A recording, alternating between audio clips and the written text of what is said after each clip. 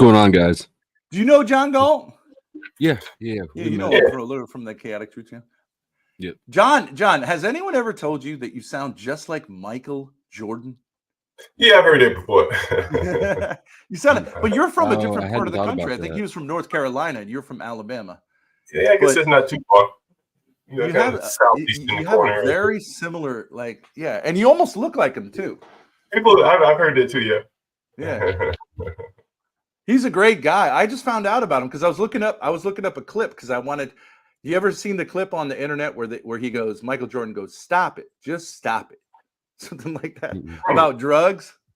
And I was looking it up because I was saying to myself, does that guy sound exactly like Michael Jordan? But I found out, you know what happened to him, and it's a classic situation in the black world. He loved his father, and his father was a hard-working man, part of that generation of people who grew up in the 30s and 40s, was in the army, hard-working, raised a family, 5 kids, always went to church, right? And we don't realize that, like white or black. We don't realize there was a whole generation of black men who were making their lives and their family lives better really quickly, and they had a lot of opportunities. They took advantage of those opportunities. So he raised his sons, and he actually wanted Michael to become a baseball. He was obsessed with baseball, not basketball. And but you know, of course, Michael Jordan became like probably the greatest player of all time. And once he reached a certain level of success, he wanted to help his dad out because he loved his dad, and his dad was like his best friend. So he bought him a really expensive car. And so the dad was driving the car back from a party one night, and he just got really tired, maybe had a few drinks, pulled over to take a nap on the side of the road. And guess what happened? Is that when he was killed? He was killed on the side of the road? Two black men just randomly drove by the car and saw it as a target, went and killed this man to get his car. And of course, they found him 2 hours later. You know what I mean? Like, these guys were just idiots. They weren't like really good criminals. And so in a certain sense, I'm not trying to make a joke of it, but in a certain sense, Michael Jordan set his own father up. He should have first bought him a house in a better neighborhood instead of buying him a car and keeping him in the neighborhood he was in, because you know what I mean? And I mean, what a terrible burden it must have been for him to know that like part of the reason that his father died is because he was driving a car that, you know what I mean, young black men see as a target, and an old guy sleeping in it isn't going to stop him. Yeah, man, that's amazing. It's kind of like Bill Cosby's son, and someone was killed like that. Oh, is that right? Yeah, you hear these things like Marvin Gaye. There's this stuff that happened. I don't think you get to be that level of famous without coughing up some sacrifice or some leverage. That's my theory. I don't know, how do you interpret that? I mean, of course. Think about it. Think about every major celebrity has some tragedy. His father died. Eric, but they didn't know it was Michael Jordan's father. It's not like they went after him because it was. That's the story that we get, and I can't prove shit. I'm just speculating. Oh no! You think they went after him because he was Michael Jordan's father? I think that that there's certain levels of power that you don't get to unless you're willing to give up something. Oh. Now, John, I got to tell you something about Flow State. He's in what's called the conspiracy sphere. You ever heard of that? You hear it in his voice? He's saying like Michael Jordan may have been working for the federal government. No, I'm saying like Michael Jordan, or something like that. Like they're not gonna have another John Lennon, right? And let somebody just get out of control. If you want to get to that level of fame and power, you got to sell your soul. And by that I mean give up a family member. Like, look at who's the crazy rapper. About? You think someone came up to Michael Jordan and said, "We're going to kill your dad," or "You're not going to be able to have you don't get to be that level of celebrity unless you give up a sacrifice or collateral. Look at Joe Biden's family. Yeah, I mean, I think a lot of people do that. Kamala Harris, John Galt knows the story of Kamala Harris. She came up in the government world, and everyone knows what she did to get herself up there, right? Yeah. Willie, what was the guy's name? Willie Davis? Willie Brown. Willie Brown. I mean, she worked her way. Yes, she did.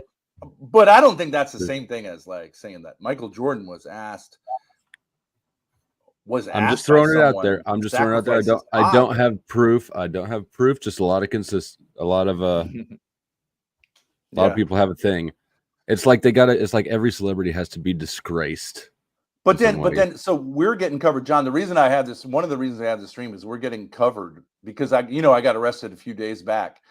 I'm glad you went there. I want to ask you. A really big guy on the internet is covering that and like kind of our thing as a whole. Who's that? A guy named Mr. Medicare, who is like the king of, like the godfather of this sphere of the internet, like the drama sphere of the internet. I've never heard of him. He gets, do you know how many guess how many people? I got 147 in here, which is terrific for me. Do you know how many he's going to have tonight? No. 15,000. How many? 15,000. Wow. 15,000. And that's crazy. Is that his normal number? Yeah, he now normally hits around 15,000 concurrent. So, I mean, he's big time. That's literally 15,000. I got 150. How many times is that? 150 to 15,000. 1,000 times? No, that's 100 times. That's 100 times, yeah. So what's the scoop? You're out awfully quick. That was a hell of a live stream. It was a great live stream because content it was crazy. Yeah. It was crazy. I can't believe how much manpower they had after you. It's crazy. They didn't even have a warrant, and they didn't even have a search warrant. I had committed no crime. I mean, you had technically, but no. But just the amount of manpower and time and resources they were going to throw behind a call. But here's the thing about it: if I had, you're saying like if they had done an investigation because they said they had witnesses that saw me breaking the order. Okay, so then just get a warrant, send someone out in a police car, knock on my door, and say, "There's a warrant for your arrest. You're going to have to come in." What do you need? 5 cars, a state trooper, a canine unit, and thermal drones. I can't believe that they put that much effort behind it. When my house and they didn't even arrest me for what they said they were what they thought they were arresting me for. What'd you get arrested? They arrested me on a restraining order that has nothing to do with Grace. Wait, I thought that's what they called you. What was called in? Yeah, whatever was called in was incorrect. They charged me with violating a restraining order, which has nothing to do with Grace. Did someone call the police on you or what? Isn't that so what happened? I have been able to reconstruct this. I've done a little investigation. So there's a network of cyber stalkers, including Grace's mother and her brother, but also people in England and people here in America. And I'm starting to get their names. We're going to go to the FBI on this. So what they do is they call the places where they think they probably called every campground in New England and told them, I don't know what. I would hope to warrant that response that they told them that I was armed, dangerous, a fugitive from the law, a felon, because, but whatever they told them, they came to the charging documents say that I violated a restraining order, which has nothing to do with Grace. I have it right here. The restraining order is against who? This is that restraining order is one that Grace's mother took out on behalf of her and the minor children. It says it right on here. It says the restraining order, you're not to have contact with the plaintiff or the plaintiff's minor children. Grace doesn't have minor children. Oh, so is your ex-wife and your other kids? Yeah, and a restraining order is a different thing than a no contact order and has different rules that apply to it. Well, I mean, they're effectively the same way, right? It's all no contact, like no text, calls, in person. Yeah, by restraining orders, I never even read the restraining order that she has against me, but I think that there's like a proximity thing. Here, they're the same thing. What's that? Here, where I'm at in Kansas City, they're the same thing. Yeah, they don't even have them in Massachusetts. They don't have no contact orders in Massachusetts. See, like on this form, it says the undersigned complainant. So you have to have a complainant on behalf of the Commonwealth on oath complains that on the dates indicated below, the defendant committed the offense listed below. And then it has, see that? It's got a place to sign for the complainant. But there is no complainant. Yeah. I don't know. I wouldn't be that excited over that. They play fast and loose with paperwork all the time. Yeah, sure. They could change it at whatever, but I don't think they actually even cared. What was interesting is I thought I would maybe get extradited because Massachusetts to Rhode Island is like 40 miles, right? So then I'm going to be tried in Rhode Island. But I was that court proceeding took like literally 2 minutes. I was let out on personal recognizance, and she didn't even seem interested in the slightest. Sorry, I didn't mean to interrupt you, but that comment's worth looking at before it flashes off. Ben, your RV needs to be checked for an air tag or a tracker. Yeah, actually, yeah, I was paranoid about that before, but I'm not committing any crime. But I wasn't then either. But I mean, I'm pretty sure I'm pretty sure the NCO is going to get dropped tomorrow, and so then. So how did you get out? Did you bond out? You weren't in very long. She didn't charge me a cent, not court costs, not nothing. I was in front of the judge. 2 minutes later, I'm out. And she didn't seem. See, I think when you're in a different jurisdiction, it's weird because according to the state of Rhode Island, they're the victim of me having gone for a walk with Grace. I mean, as crazy as that sounds, she's not a victim. I'm not a victim. The state is the victim. The state of Massachusetts doesn't see themselves as a victim of Grace being in a campground with me.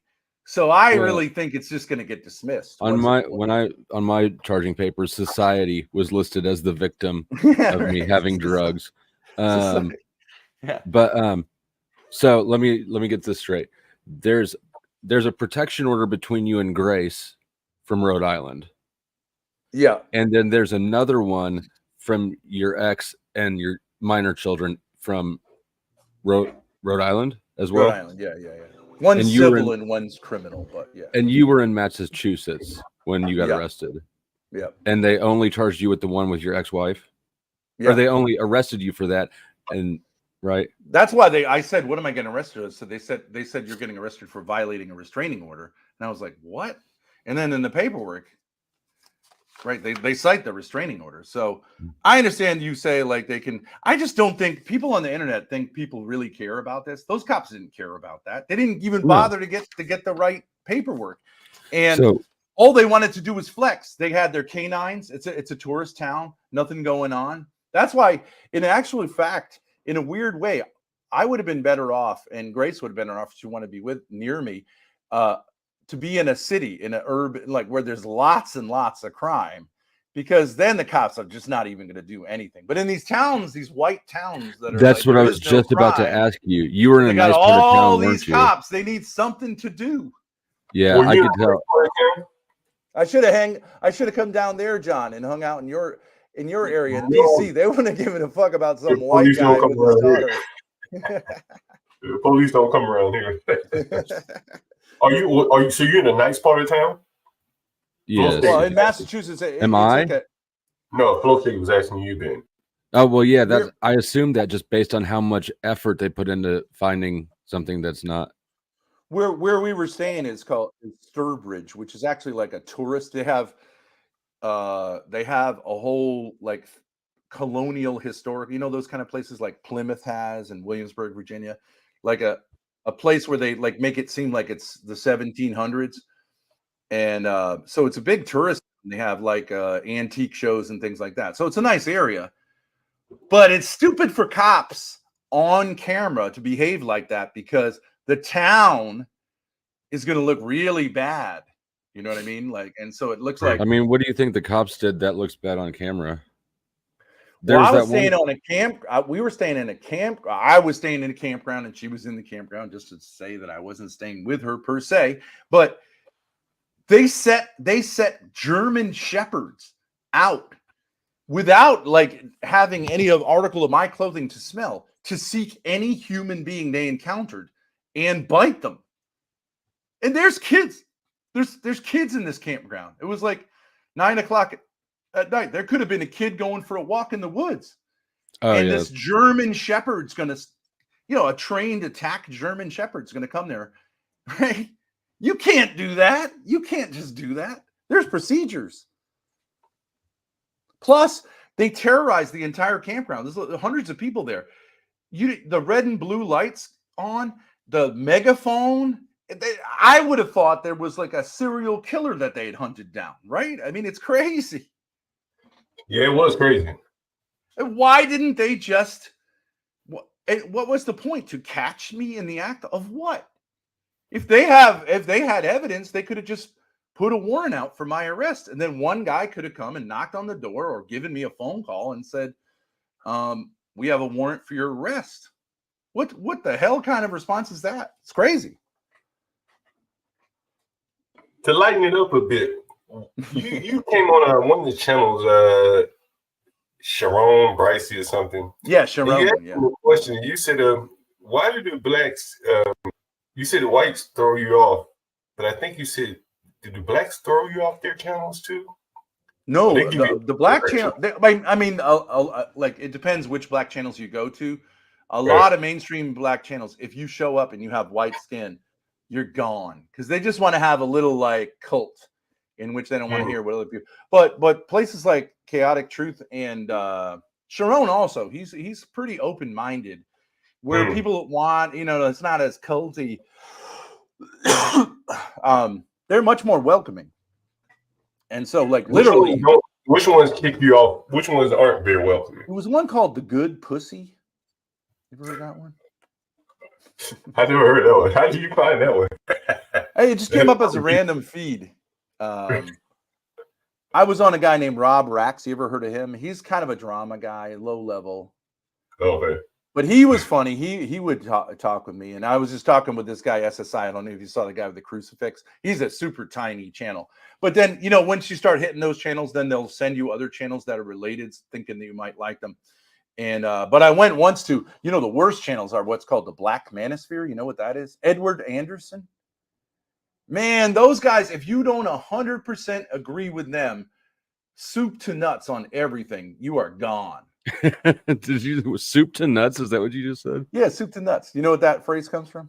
No. That's like for like the whole meal. We used to have the first course was soup, then it was salad, then it was the main dish, and you end up with like a little bowl of nuts. Soup to nuts. I mean, the whole you gotta agree with them 100%. Because I said you guys are kind of hostile because they were talking about black women attitude, BWA. And I said, you guys are kind of hostile towards black women. And I get it. And they were like, no, we're not. And then they booted me and I was gone. I call it a lynching, e-lynching, because sometimes it's just the color of your skin. You can't say a word.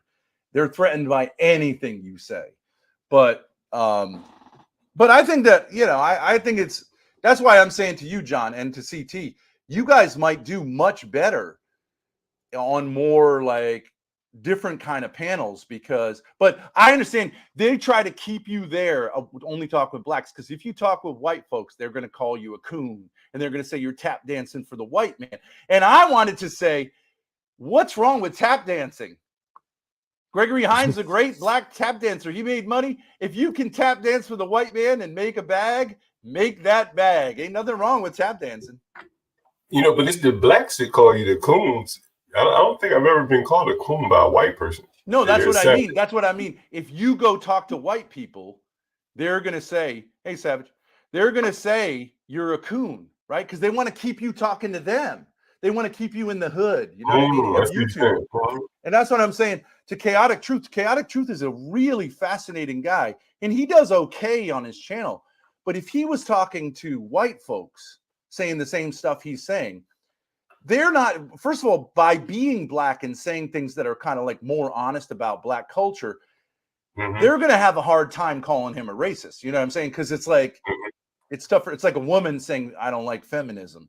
So, and plus a lot of the black folks that end up in white, which is much more dominant, right, part of YouTube, a lot of them are kind of like, they're kind of like people who grew up around white people and talk around white people. And they might put on a kind of cartoony, like, hey, y'all, you know what I mean? That kind of thing. But they're not actually really from black culture. You know what I'm saying? Like I grew up in an almost all white school system. There was a couple of black kids in that system, but they were really white kids. You know what I'm saying? But they feel comfortable in a white space. But folks who've been around black folks tend to, there's this way, I say it's like a cult sometimes with black people. You have to agree with us. You have to hang with us. You have to date us. You know what I'm saying? And if someone jumps out of that, boom, they get the hammer, Now I can see that. That definitely makes sense. Yeah. Even sexually, like there's a weird double standard, I think, with blacks. Black men think it's funny to hit on white girls, right? But if a and white people don't generally have a big deal about that. Some of them privately will say, like, don't you ever. But if a white man hits on a black woman, I was in Chicago once with a beautiful black woman walking down the street of the south side of Chicago. And I was getting death threats right and left. And she was mixed race, so she's as much my sister as it was. But they said, "Get your hands off my sister." I never had an issue with it. Weren't you saying that a lot of black women swipe right on you or left or whatever? I get a lot of attention. It's amazing. I could show you my Tinder. I was really surprised. Like 3/4 of them are black girls in their mid-20s, and a lot of them are beautiful. And maybe they're just trying to hit me up for money. What kind of picture you got up? Are you catfishing them? No, but I don't like. I don't swipe right on them because wearing the tablet holster. They always say I'm a queen and you got to get your queen. I'm like, well, I'm not interested in that. I know what they're saying. I want to hit you up for money. I have no interest in that. I don't know why anyone would find that exciting sexually to say if someone comes out and says like I'm all about money and you taking care of me, like that doesn't appeal to me. There are pay pigs out there. Yeah. Flo said, you ever been on Tinder? Do you get black women on Tinder? I've never been on Tinder, but I've gotten black women before, and I've never had any threats. Did they ever like refer to themselves as queen and shit? No, but not in my experience. Okay. I mean, I've heard women refer to themselves that way, but not in like. I'm talking about real. I'm talking about real sisters, black women who were raised in black neighborhoods. Hey, Flo, when you hear black women and I guess black men too calling themselves kings and queens, and I know you've given you say, look, you just give the blacks the inventions, you let them have the inventions. But when you hear they're kings and queens, what goes through your mind, Flo State? Ben, I want to hear your. I guess I don't. It's not necessarily a. I don't think it's a black thing. I think it's Walmart. People who buy their T-shirts at Walmart, right? Like when I was in rehab, I saw more people with like, the graphic T-shirts that got like a pit bull with a crown on it or something. I think it's just kind of a cope culture thing. Yeah, cope. Yeah. Do white women refer to themselves as queens? Not really. I've seen white guys do the king thing more than I've seen white women do queen. I don't know. The whole thing just seems. I've never seen a well-off person of any race ever do that. Sam, do you refer to yourself as a king, or your woman as a queen? Do I? No, we're not. No, not only when I was in the streets. But you had a black woman. She never told you to call her queen? Hell no, I would never. No. You wouldn't call her a queen?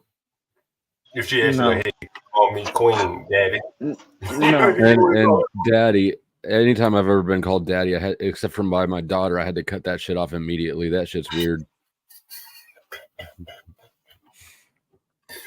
I was just interested. Black women are very different. I've never been with a black woman that referred to. You haven't. They refer to themselves as a king as a queen. No. I think it's really low class behavior, honestly. You know what I mean? It is low class black behavior.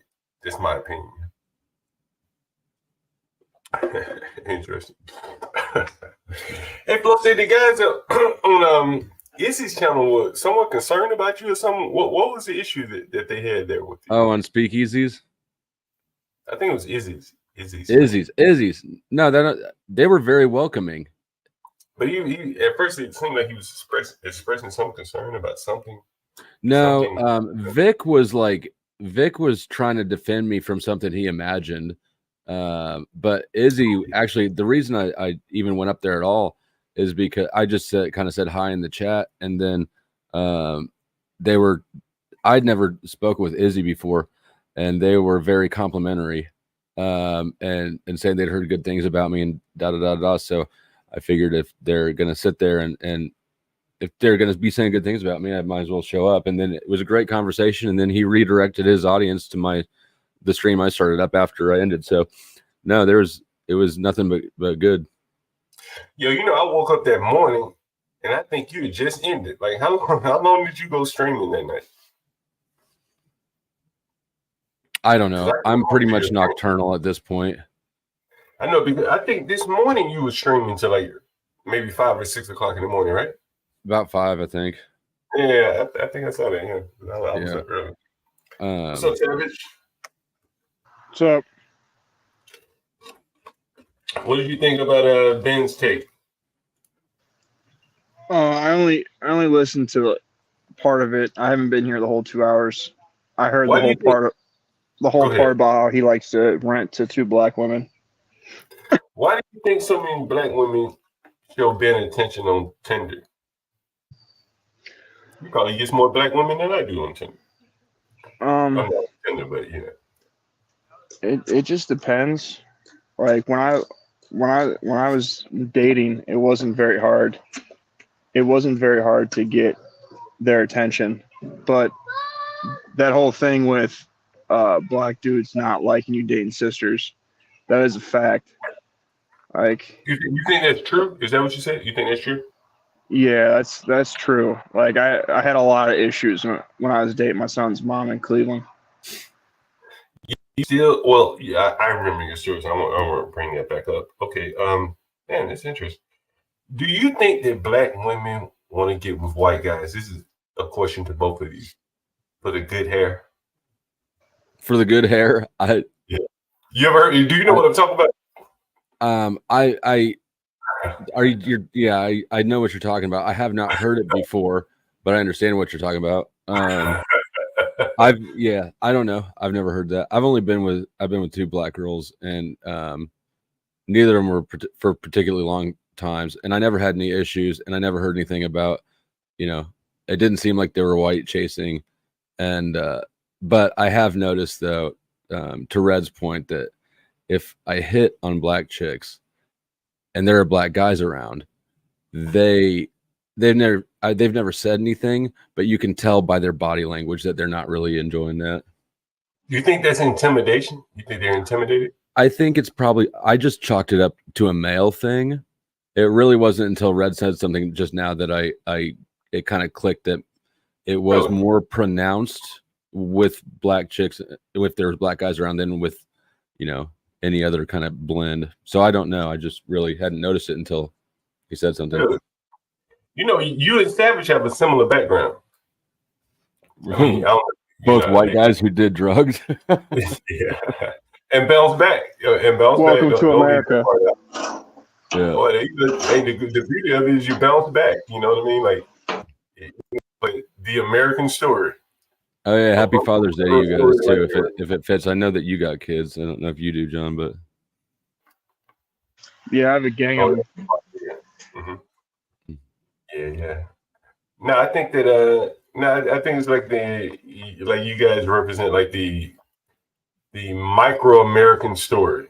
A million stories like yours where guys have bounced back, and we're in a land of opportunity where you have the ability, as long as you have time ahead of you, to really make a go of it and live a productive life. Now, I found it very interesting, particularly when I was talking to you, Savage. I hire a lot of electricians, so it's very interesting. All 3 of you white guys did drugs. All 3. Still does drugs. Hey, I'm not the only one who smoke weed up here. I know you smoke, don't you, Flo-State? No, I don't. I've never liked weed. Really? I don't smoke either. Yeah, it's straight to the hard shit, huh? It's strictly liquor and hard drugs here. I used to smoke hella weed, but I can't smoke weed anymore. I've done so many hard drugs that like my nervous system can't handle weed anymore. Ben just put up a question that I actually wanted to do a stream about this. How come white men like Savage and Flo can bounce back from being addicted to heavy drugs, but the blacks end up ODing, having their lives ruined? Savage, I think I asked you this question. Didn't I ask you that question? Or something along those lines? On CT's channel? I don't think that's an accurate claim. I think I asked you the question though. Is that right, though, Savage? Didn't I ask you something along those lines? Yeah, it's based on mindset.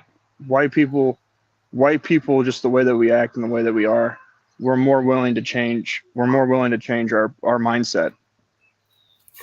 If you think do you agree with the claim? Do you think that that black people aren't and white people are? Because I think that most white people aren't either.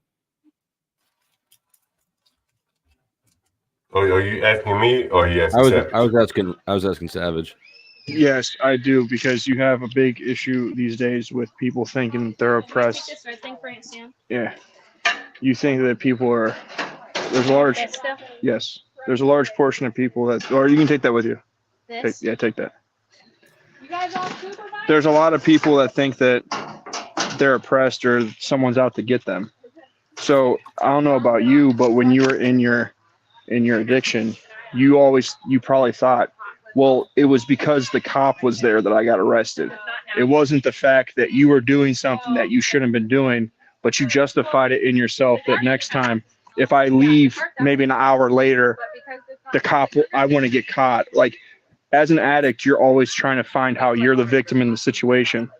When you get sober, your mindset changes and you see yourself for what your part in things. So if you are not a drug addict and you have a victim mind state, you're going to have a more likely of a chance to be in a worse position if you were to take responsibility or see your part in stuff. So that is actually a really good point. So, Savage, hold on. I want you to finish, but I want you to read Ben's statement on the screen, and then add that into your response there. Go ahead.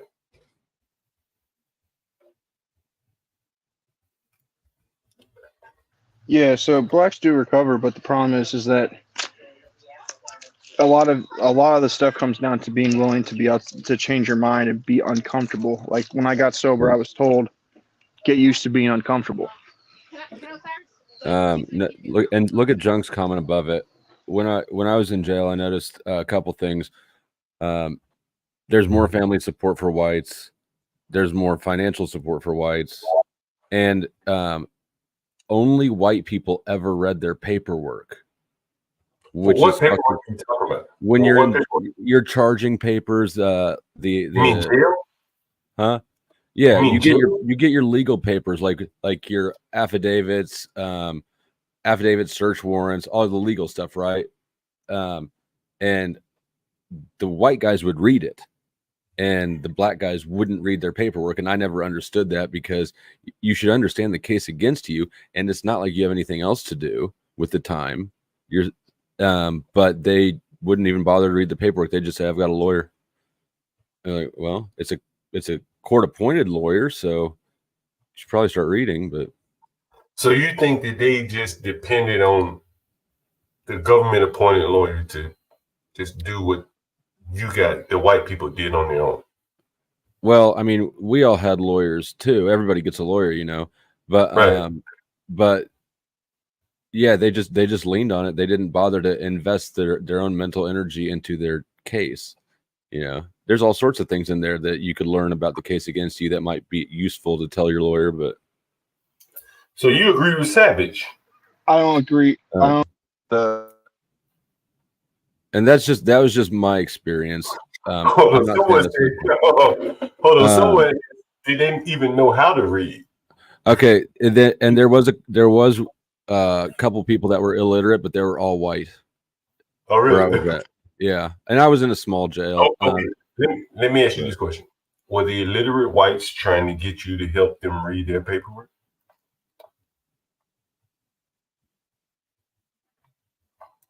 Savage, hello. Yeah, I don't agree with the financial and emotional support stuff. Like, there's a lot of people, like there's only a certain percentage of the population that makes a certain amount of money. Oh, look at that. Oh, wow. And that percentage really doesn't change when it comes down to race. So it really just goes back to what your mind state is. Hey, go ahead. Yeah. Sorry. No, go ahead. Yeah, so like in Cleveland, AA is the third city that it started from. So there's plenty of houses for sobriety that take in all races for free. It's actually financed by other people that got sober and donate to help guys behind them get sober. It's not state funded or anything like that. Most of the AA system is funded by other people that are sober. So it's not like a race thing. It's we want to help people that are suffering like we did. So it doesn't really, it transcends race.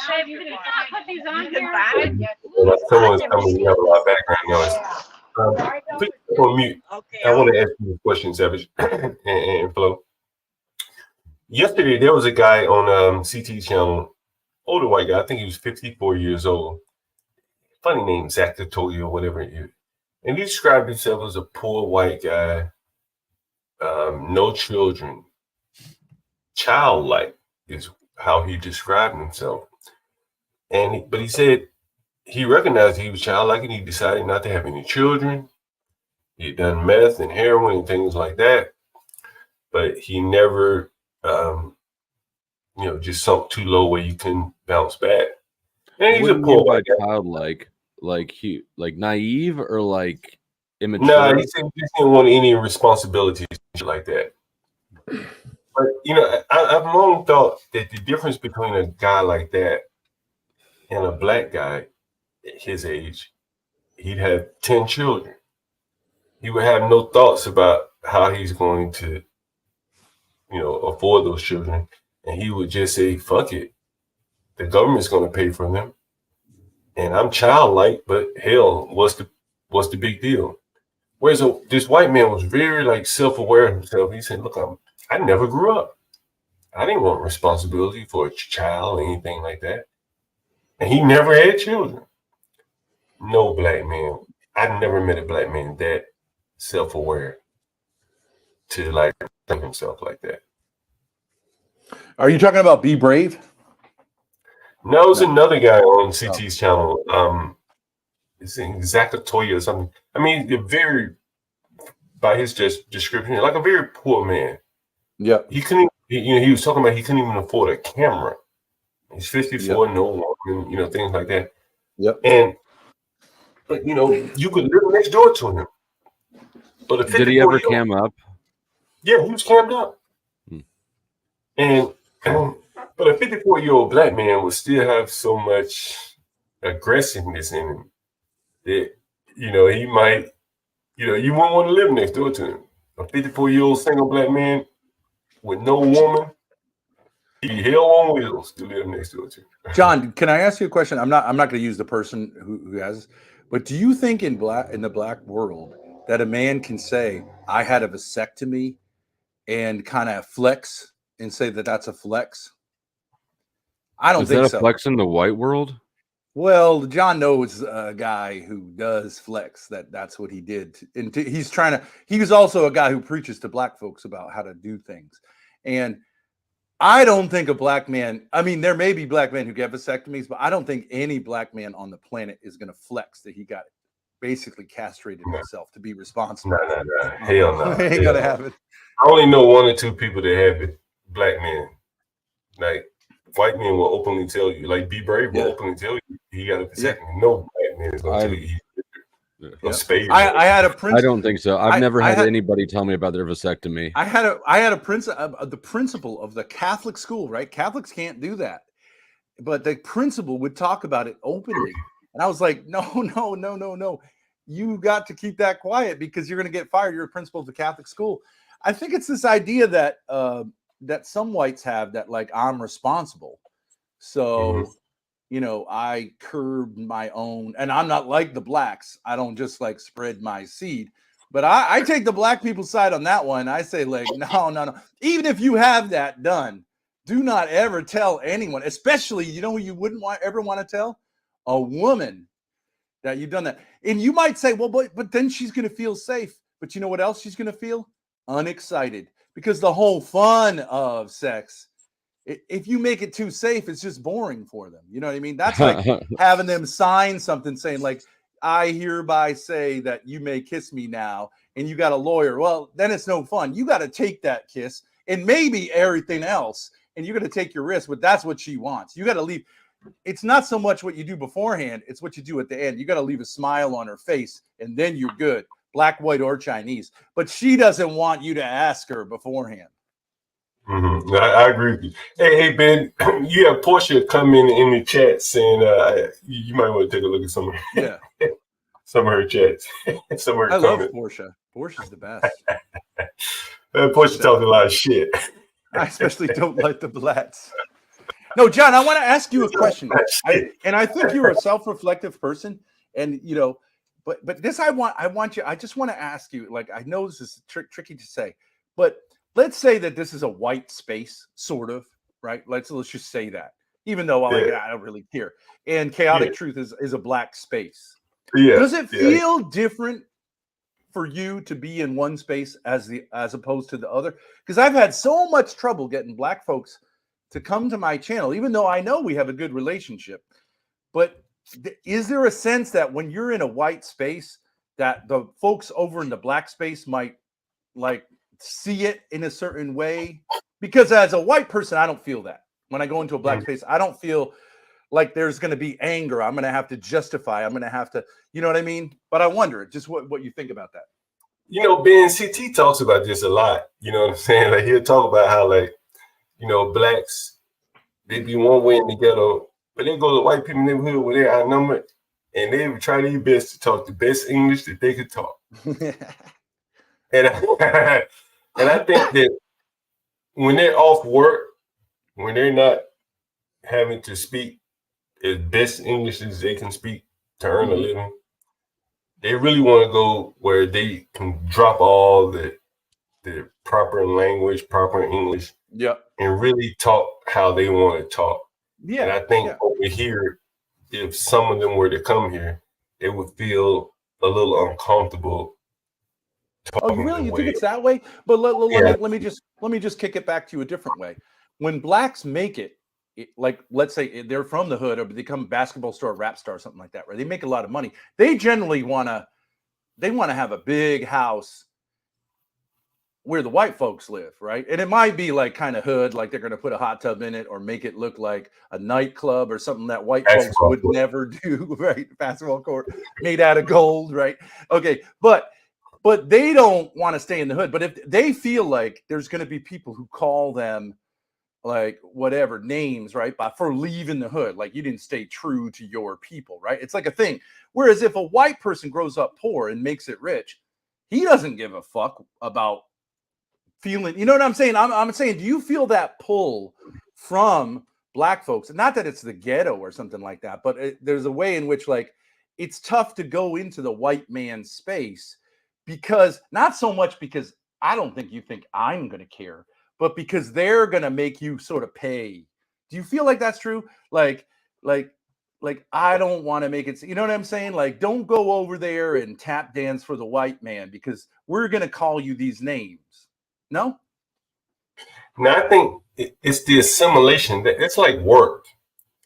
If you want to just talk ghetto and shit, you know, call people niggers, and you can do that on CT's channel. You know, hell, sometimes they start threatening people and they want to know where you live. Hey, I'll come to your house. Yeah. You're not gonna really feel comfortable doing that in front of white people. And so, well, that's just plain. It's not a racial thing. That's just stupid to do on YouTube. Well, but again, no one's gonna call it per se stupid on CT's channel. Where I bet you, at least in the comments, if someone came on here doing that, if you didn't call them stupid, people in the comments would be saying, "That's stupid. He's stupid. He's stupid. He's stupid. He's violent." And so, yeah, like Rob Rax was the first guy I encountered. He pulled a piece and threatened someone in a way that it got him locked up. I'm just saying, as a YouTuber, that's stupid. If you want to talk shit, you can talk shit all day. But black folks will take it. Well, where are you at? Where's your address? I'm rolling up, and like that's just stupid. Why would you do that? It's stupid. And so they can't do that over here. You go to Flow State channel, this shit don't come off as well. Talking about pulling up at someone's home. Maybe does. Well, white butts CT do that. They do that. Really? Yeah, I've never seen it before, but yeah.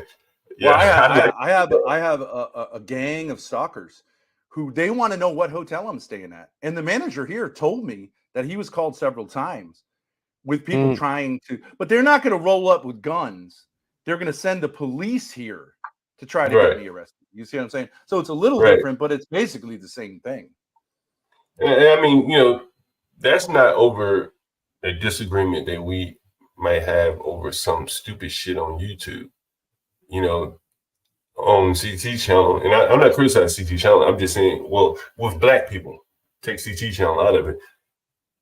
The most minor disagreement can be taken to the extreme, you know, consequences where someone would be, you know, it could be simple. You can start off, hey, who's the best in basketball, Michael or LeBron? And before it's all over, someone's pulling a gun on the other person. But that's a white thing too.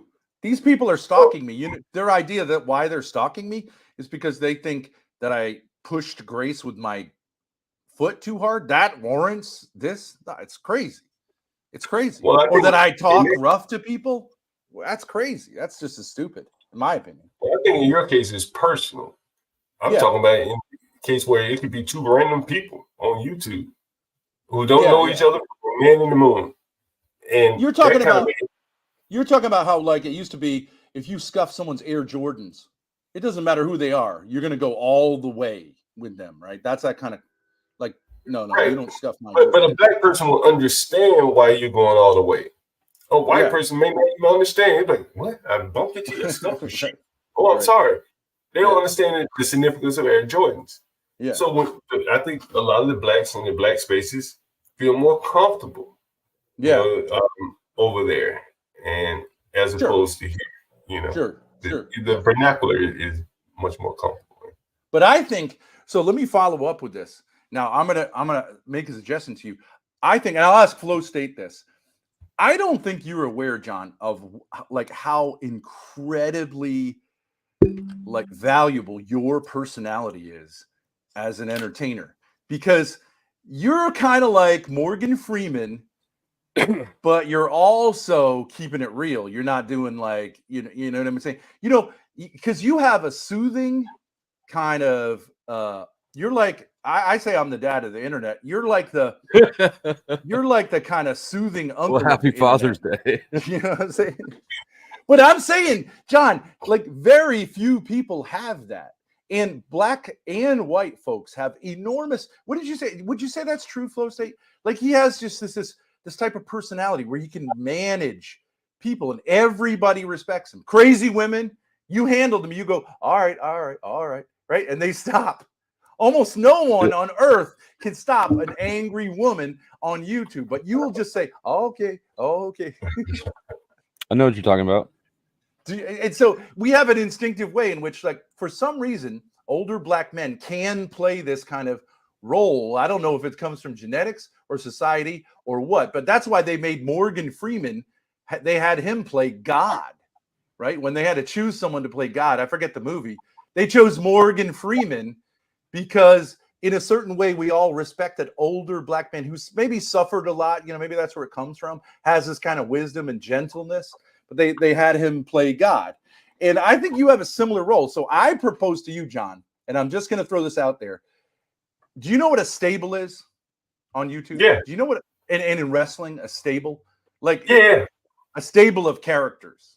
So in wrestling, you got the bad guy, the good guy, the Iranian guy, the terrorist guy, the Muslim guy, right? The heel and all that, right?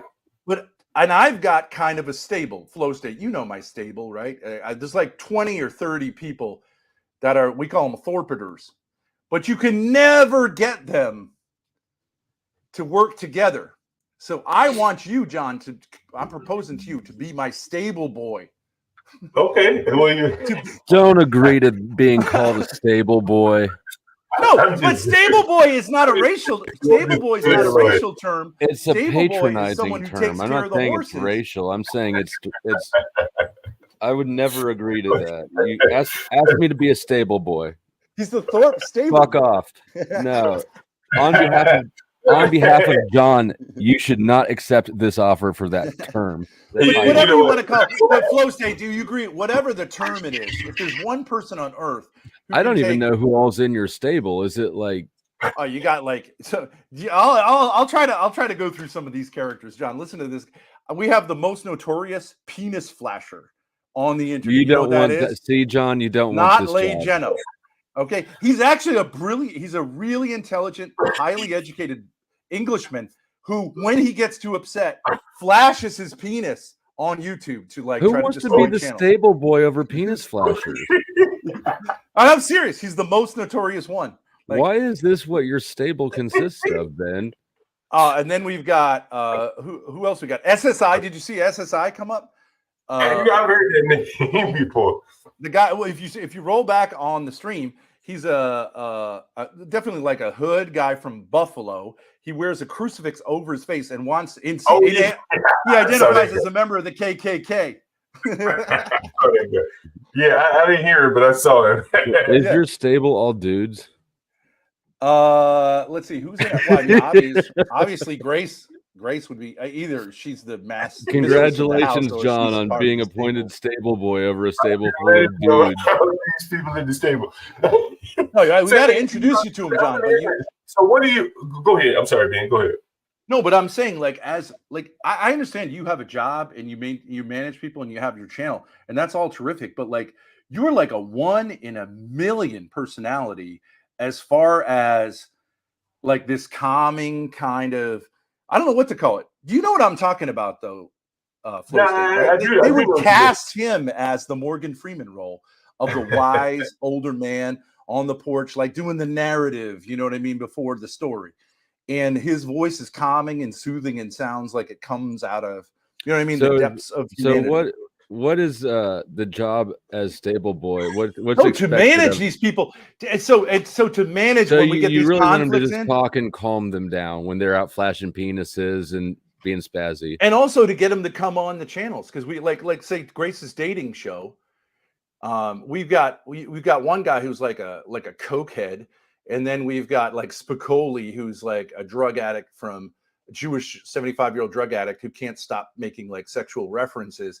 And like, you know what I'm saying? Like, it's interesting, right? That's why people like it. It's chaotic.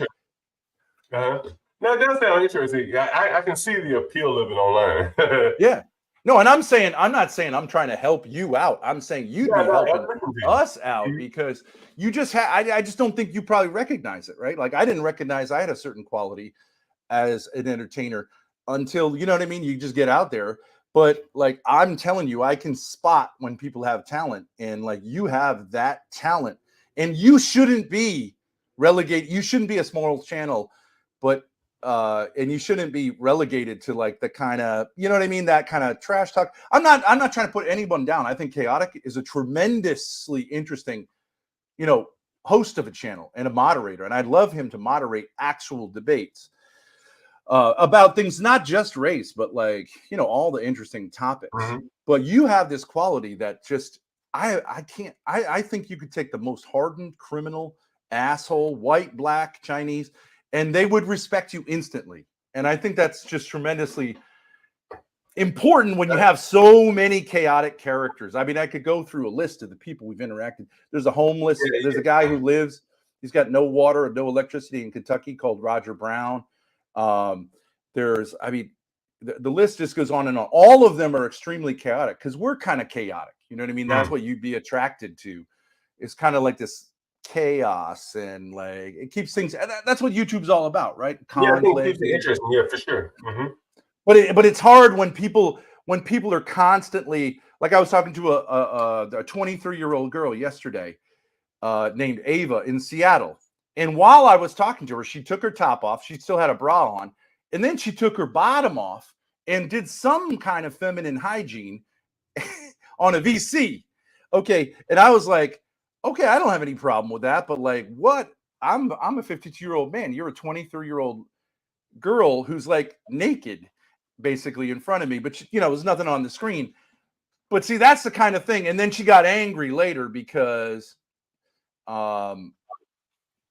I don't know, because I said, like, you should be careful about that. And she got angry and felt like I was you know what I mean, trying to put her down. And I said, like, well, you know, if you do something on the internet, I like, don't hold me accountable. And then ended up with me screaming at her, and she probably won't come back for another 6 months. But see, that's where I need to call you up and go, John, I need you. You got to get in here. This girl has she's literally naked from the waist down. And so that's why I call you and say, like, John, I think we need a stable boy here, because I got an out of control mare. And but she's interesting. You see what I'm saying? That's interesting. Yeah. Mm-hmm.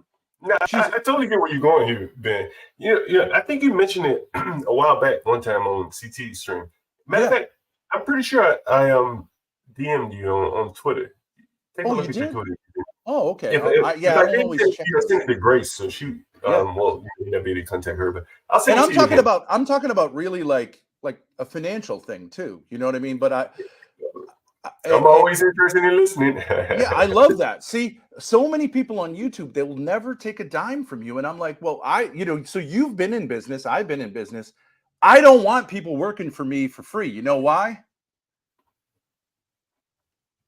Go ahead. Would you want, because then I can't hold them accountable. You see what I'm saying? Yeah, no one's going to put their all into something where there's no. Yeah. And if I'm making money, why wouldn't this person make money? I don't understand it. You know,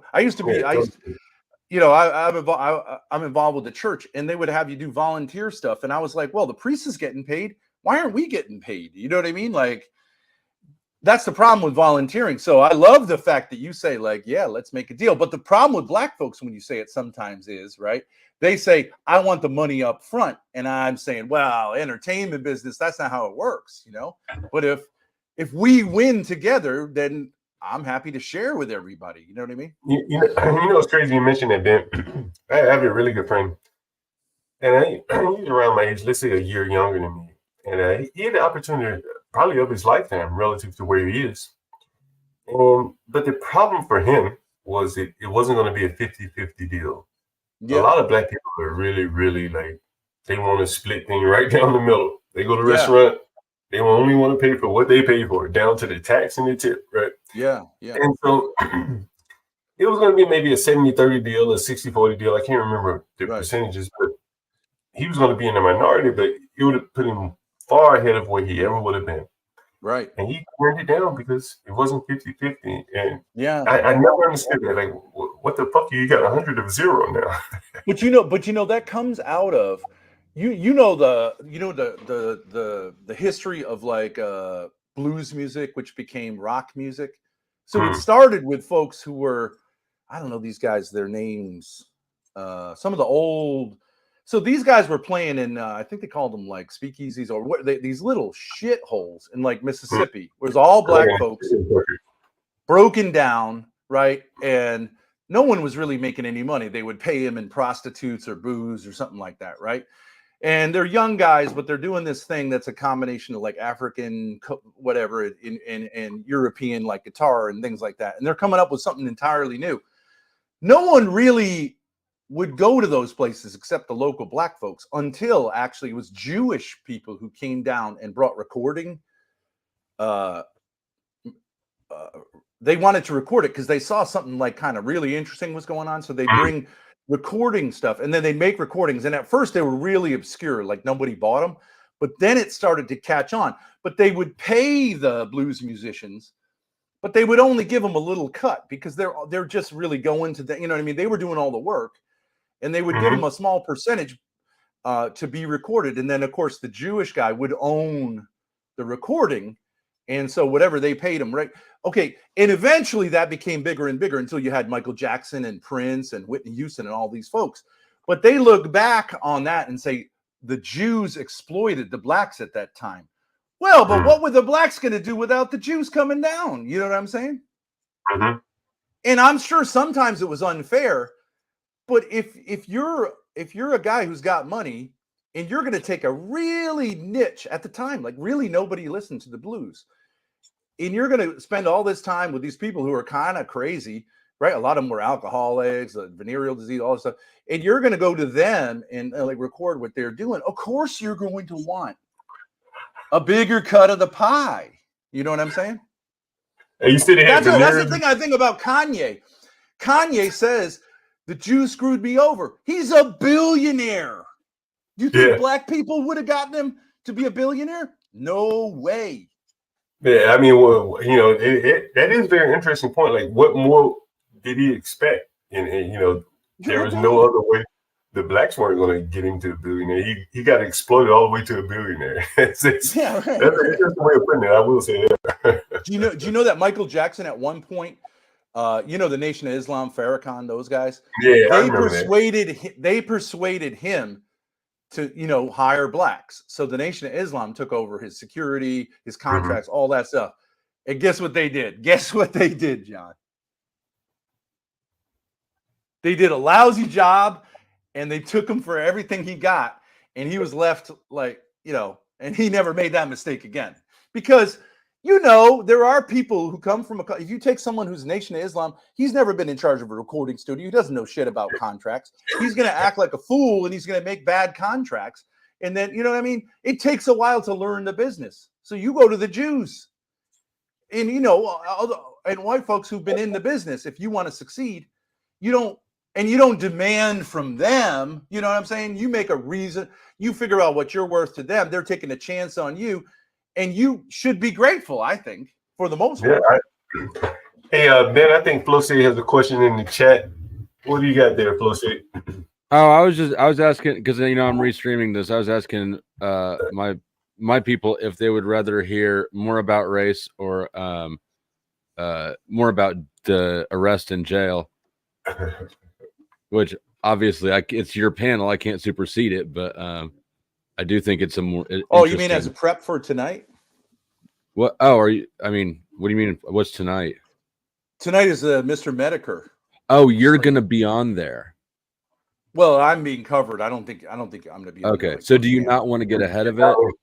No, I don't care. I mean, he's probably already put it together what he's going to present. It's not going to change it. Okay. Well, everybody. So go ahead, Flo. I was just gonna say the arrest scene was so dramatic, and yeah, people want to hear the fall. Like, what happened? You know, how long were you in for? What happened when you got out? I got really lucky. Give us some juicy details. Did they beat you up? Lucky. I was in the bathroom the whole time, you know. In the RV. Yeah, and people don't realize this, because I saw the video and I was surprised at what was going on, because RVs are very well insulated, because, you know, the original Sprinter van is like a skin, right? Mm-hmm. And so, like, if you're camping, you're going to freeze to death if you're in like a cargo truck, you know, in the winter. So they put a lot of insulation in there, and especially in the bathroom, because you're in there, you know, doing your duty or taking a shower. So they put a ton of insulation. So I'm not going to say I didn't hear anything, but I had no idea how crazy it was outside of that. Did door. You go in there when you saw them pull up or heard them pull up, or what tipped you off? I was in the bathroom. Oh, you were actually in the bathroom. And then what happened, it was a weird thing. And I mean, I think you can guess what happened, but I don't want to say, but like, I got locked in, let's say. I was locked in. So you were actually trapped in the bathroom? You weren't hiding? I was. Did you know what was going on outside? I had a vague idea, but I mean, I'm not going to say what I think happened, but, you know, you could imagine, like, there may have been someone who put me in that situation for my own protection, let's say, but I'm not going to say that. You knew the cops were there looking for you. I knew there were police officers there. And what's interesting is, like, the bathroom doors are pretty much airtight, but there are tiny little hinges. And those guys had flashlights that were so powerful that it made this like weird kind of like show inside. You know, they were trying to catch some indication of who I thought the dogs were going to sniff me, but I guess dogs really can't sniff through the walls of an RV. Yeah, and also the other thing that helped me is the RV. It helped me and hurt me. The RV toilet wasn't working right, and the fumes were coming up.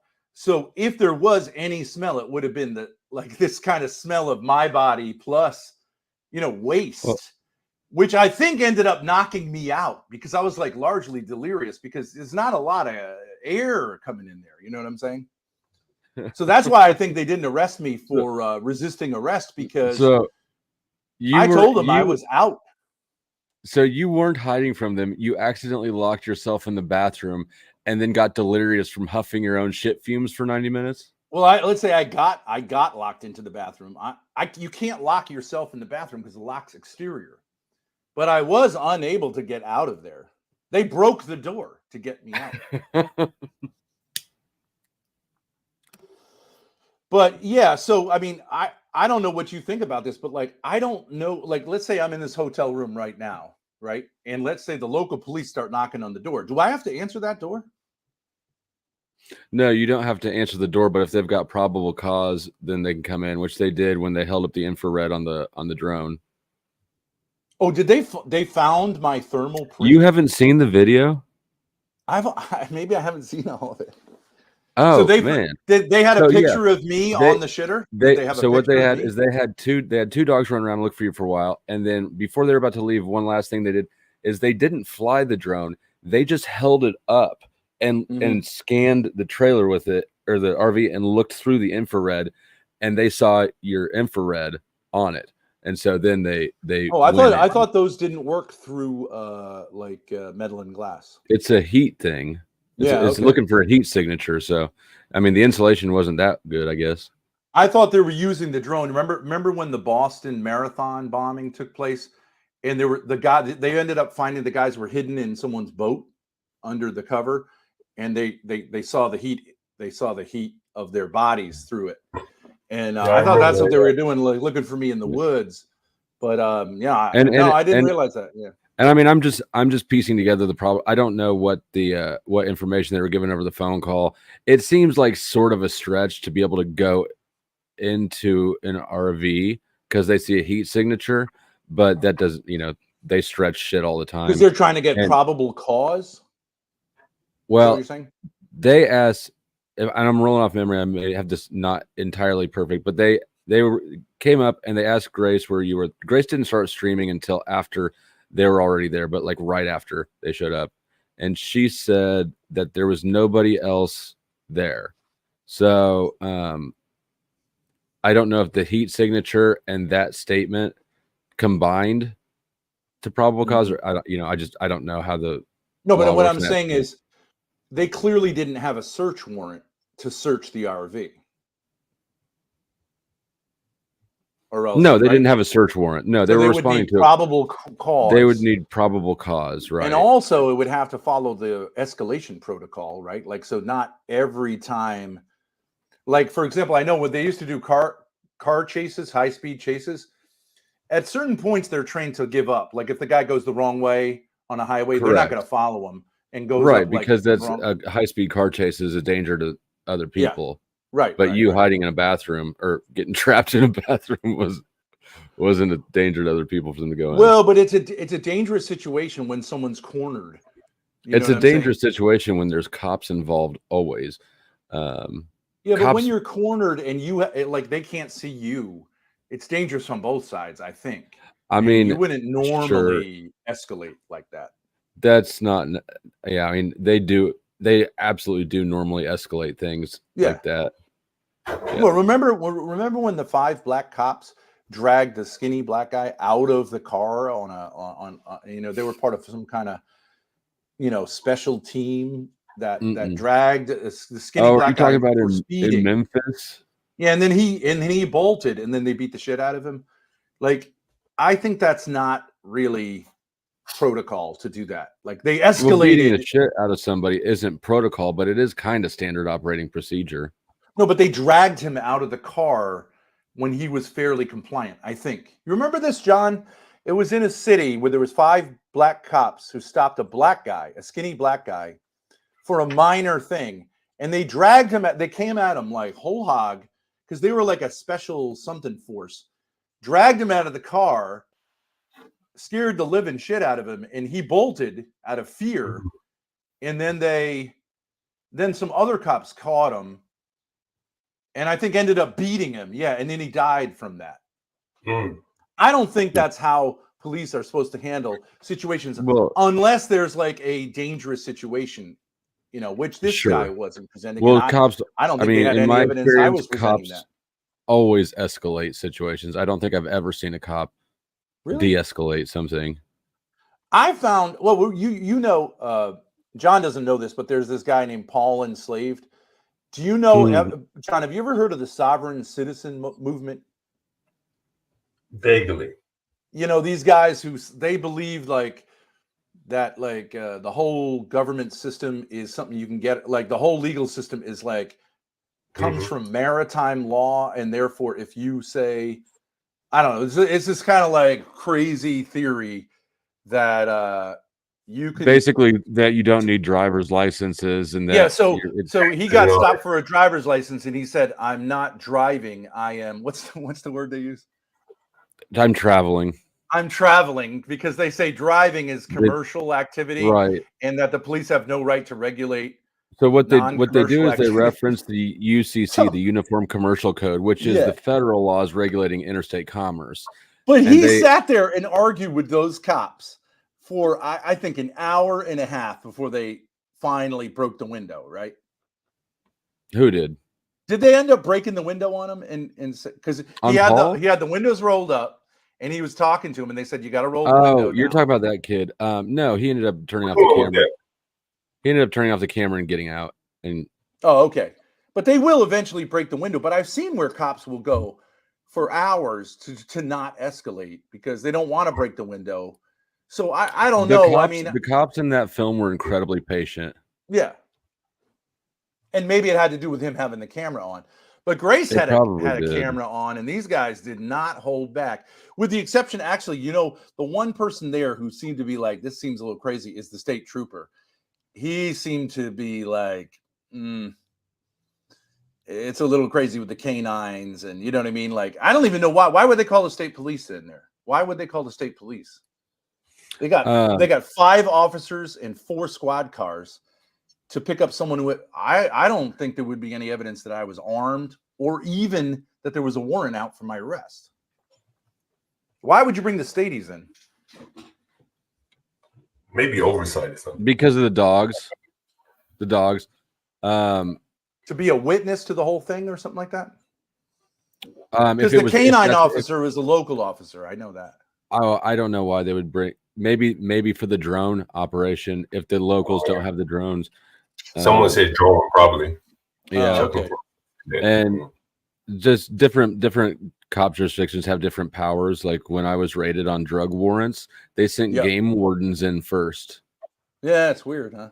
Yeah. Because game wardens are like super cops. Game wardens are like super cops. They have higher powers. They're state police. They've got more leniency to go into places without, with or without warrants, and it's really? just they've got more legal. It's harder to go after a game warden than it is after and you don't want to fuck with a game warden. I woke up floating out. I was asleep when I got raided. I woke up floating out the front door in handcuffs. I'm almost 6'2". I'm not a small dude. One game warden was carrying me in one hand and opening the front door in the other hand. It was wild. Yeah.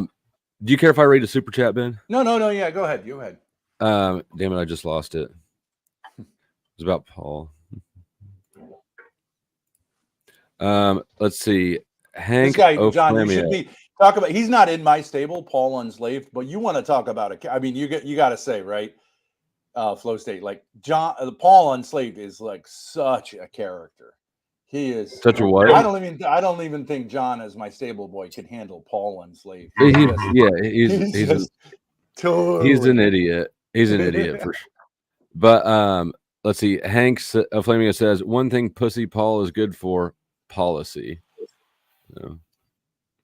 He's smart. He's not a dummy, but I think this idea that you're going to win against the police this way is crazy. He's either a dummy or he's a liar. I do want to ask you guys this question: what you think, based on your knowledge? If I had stayed in there, would they have broken the window or not?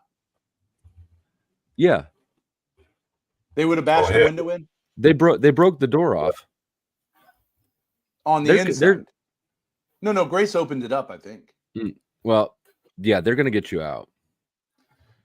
But they kept. I could hear them trying the handles. People can't just like hide and not get arrested like that. If they know where you're at, you can't just be like, nope, I'm in the bathroom. But they didn't know I was there.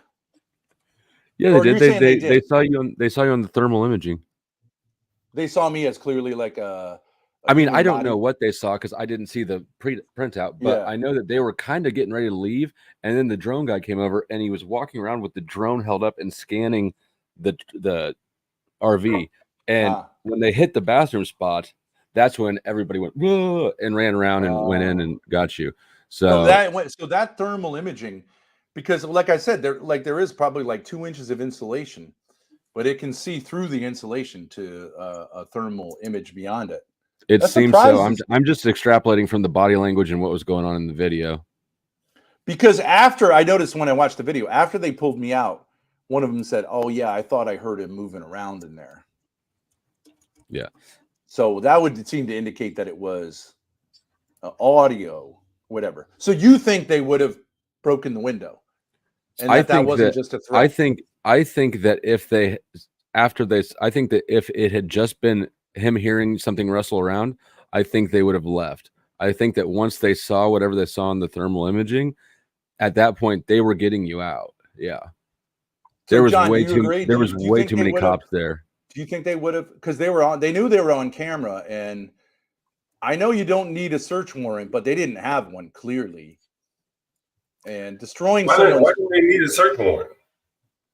You would need a search warrant unless you had probable cause. You can't just they need search warrants to search for evidence of a crime. But when they're responding to calls, and they've got no. If a cop is driving behind like a bunch of black guys and he thinks they have drugs, that's not enough to search that car. If they're smart and they lock their doors, right? He needs some sort of probable cause. You can decline that. See something, right? That he's going to put in his report. Correct, because the car, but they weren't looking for a car; they were looking for you. Yeah, but that's true of a person too. You can't suspect someone of being, like, say, in a hotel room and bash the door down unless you have probable cause or a search warrant. The probable cause would have been the somebody reported it, and that somebody showed up on the thermal imaging after Grace had said there's nobody else there. Yeah, I didn't hear her say that, but yeah, whatever. But okay, yeah. So, but you agree it's got to be probable cause.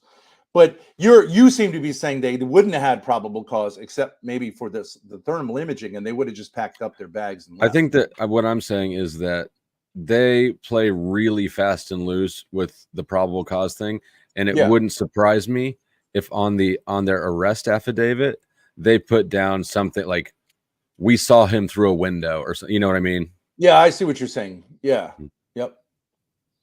They'll like make up probable cause. If they think 4 black guys have drugs and they're pretty sure of it, they might say, "We saw." I mean, they made a probable cause, especially if they find drugs, right? They might say, "We saw a crack pipe or something," right? Right. When I got drugs, right? They smell drugs when they pulled up. Mm-hmm. That would have been definitely a probable cause to, search premises. Yeah. But technically, if you had something like cocaine in the trunk, they would need more than just a suspicion they had cocaine in the trunk to bust open the trunk. Yeah. Right. Yeah. But what they do in smell, or they could bring canines, but what they do in those situations is they either try to get a dog or they say that it was laying out in plain view. Yeah. And that's the legal that's the phrase that's got precedent behind it, is it was laying out or they don't say laying out, but it's plain view.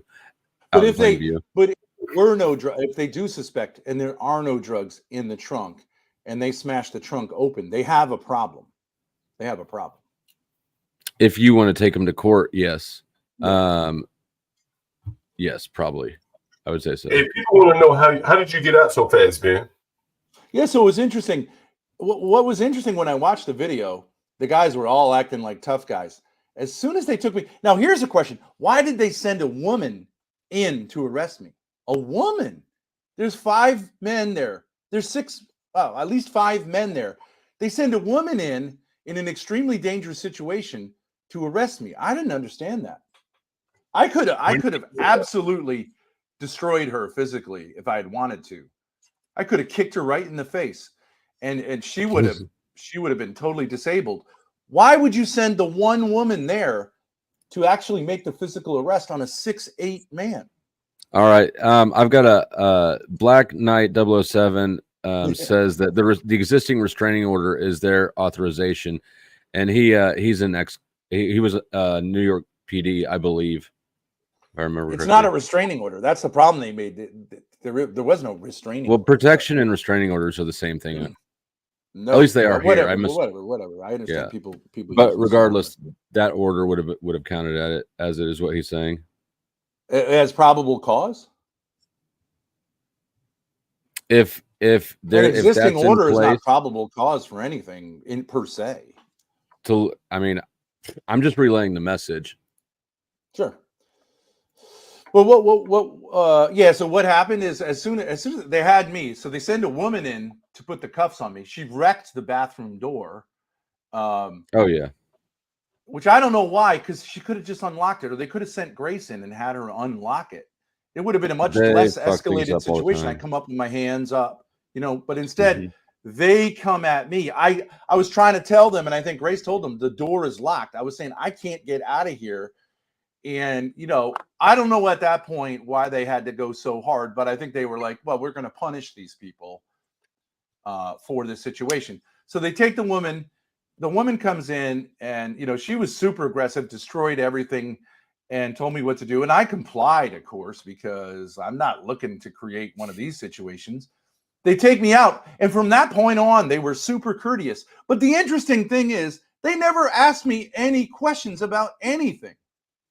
Because they did no investigation about there's nothing anything to investigate. If they're there, if they're there because you're not supposed to be within a certain distance of somebody, there's nothing else to investigate. You were in the bathroom. Okay, sure, that's fine.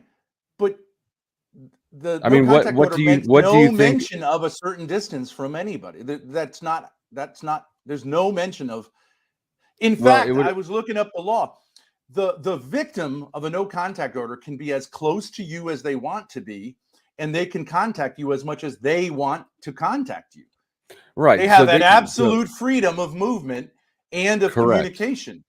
Correct. So they should have asked me if they wanted to get me, they should have got me on what the law says. You would think they would have investigation where they say, did you contact her? The person who has the protection order, they can text, for instance, they could text you as much as you want, but you can't, you still can't respond to them. Right. Well, that's their interpretation. But yeah, I mean, that's the normal interpretation. So if they were to take Grace's phone and see that she had texted me, they probably, because it's Massachusetts, would have said, we have evidence. But that's not evidence. She could text me all day, every day. But you were in the same place with her. But she can be in the same place as me. But you can't be in the same place with her every day.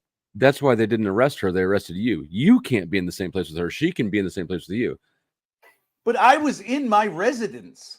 I was in my vehicle. Is that the residence that they have? Wait. She was, and it's provable that she was streaming. I was unaware, but she was in the same campground streaming.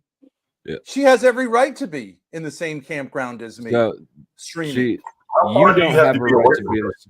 Yeah. There's no stipulation about any feet. I can answer this. I'm not arguing with you about it. I'm filling in information where you seem confused.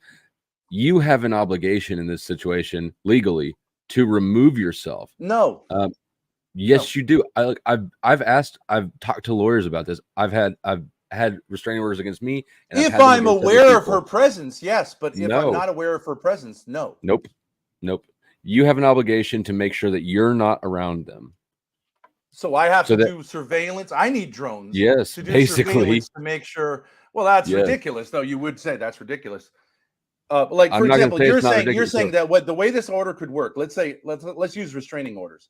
If a woman takes out a restraining order against a man, and they have separate places, but she goes to his place and smashes a window and goes into his apartment, that he has to leave the apartment. Now, if she did that, then she's breaking and entering. But or whatever. Let's say she comes in. The scenario that I asked about is, I said, no, but wait a second. No, wait a second. This is like the interpretation. If there's an open door, he's allowed to have an open door. She walks in through his open door. Because I was wondering, because I was thinking at some point Courtney was going to come to our apartment building and try to gain entry. And the cops told me we are not going to press charges against you if she comes to your residence. When you say there's a sort of common sense there, if the person who has the restraining order against you goes to your place of residence, so that's then you don't have to leave your home and be homeless. That is correct. That is correct. If it's your residence, then if she's not supposed to be there, if she's trespassing, well, the RV was my residence. I don't know what they'll do with that. I have no idea how they'll treat that as a vehicle. Well, but it's registered to my name, and I was living there. So where was she living? Because that's going to be the thing. Was she trespassing? Probably you're going to, if you want them to drop it on those terms, you're going to have to file charges against her for trespassing. But I was unaware. You can't have someone trespass if you're unaware of their presence. I was in the RV taking a shit. I watched it. I know. So, but the idea of instead of doing what I said they could do is if they had enough evidence to arrest me, simply send one police officer, knock on my door and say, we have a warrant for your arrest. But instead they were trying to catch me in the act. But catching me in the act is not the fact that, and this is where they get mistaken because Massachusetts doesn't have this law. If she's within a certain physical distance of me, no contact law has nothing to do with that. There's no stipulation whatsoever. It has to do with. I can only explain it to you. I can't understand it for you. Yeah, but you don't understand it because it doesn't make any sense. Well, Ben, let me ask you this question. And I know people are probably curious to know. Why do people think that there's like a sexual relationship between you and Grace? Yeah, there's two reasons for that. That's a good question. The first answer to that question is what happened when I first went on the internet. And when I first went on the internet, I wanted to do I used to be a religion teacher. I have a master's degree in theology. And so I wanted to have debates with people about Catholicism, things like that. Now, at the time I was living with Grace and she's younger than me. So she's more savvy with tech. So when I was doing these streams, we actually rented a studio and I started doing these streams, but I had her, you know what I mean? Like younger people can sometimes set it up and work all the settings and figure out how to promote it on Facebook. So she was kind of running tech, keeping the microphone going. And then at a certain point, I said, sweetie, if you want to, say hi to the audience instead of just kind of hiding in the background, you can do that. And she did. And because I was talking to religious people on the internet, and everyone on the internet is basically crazy, they started saying to her that it was wrong that she wasn't that she was wearing makeup, that it was wrong. And they said, this seems like, they said because I at one point, I think I said, actually, because my audience was 95% male. And I was like, Grace, it helps me out that you're here, even as a co-host, even if you're just a smiling face, because, well, you're a young woman. You're a beautiful young woman. And they said, oh, he's exploiting her. He's a pimp. He's sexualizing his daughter. And I was like, whatever you want to call it. Okay, so that's one strain. It does sound like you were pimping her out there. Yeah, I mean, I use the analogy. If I was running a bar and it was a family business and I had a beautiful young daughter and I knew young men came in after, working in the oil fields at 5 or 6 o'clock, I would absolutely have her attending bar at that time to sell more beer. Let me ask you this question, Ben. What do you think about the Kim Kardashian woman mother? I don't know anything about her. We know her role in more or less managing her daughter rise from a sex tape, things like that. A lot of people see that as pimping their daughter. Yeah, so I would use there are a few famous examples that I know. Michael Jackson, the Jacksons' father. Oh yeah, he's a scumbag. People say he's a scumbag, but they were living in what is that worst town in America? Gary, Indiana. Gary, Indiana, right? It was the hood, right? And so he was married, and he had how many kids? 5 or 6 kids, right? Mm. And he said, I want these kids to become famous. And he did, it's true, put a lot of pressure on them. And maybe he was too rough with them and too demanding and whatever. But I don't know if I was one of the Jackson kids that I would feel my daddy did me wrong by making me a million. I think Michael Jackson was a billionaire. I don't see that as like Do you one of the think worst that fathers Michael of all time, but did he do good at it raising does Michael fuck with someone Jackson? to become famous like that. And I Did think he Michael do Jackson, well at raising Michael Jackson? Was that a well-adjusted adult? No, but I think a young kid who becomes famous quickly. I mean, it's not just Michael Jackson who had almost every child star has severe problems because they get so much attention at such a young age. I don't think it's child abuse though. If your kid becomes, whatever the next big thing, I don't think that's As child long abuse. as they get famous, it's not abuse. That's No. What I said to you is, I don't think that having your someone who is your child become successful in a way that gets them a lot of fame at a young age is child abuse. I don't think that that's what people are referring to when I don't know much about Joe Jackson, but I'm pretty sure that's not what people are referring to when they say that he was abusive.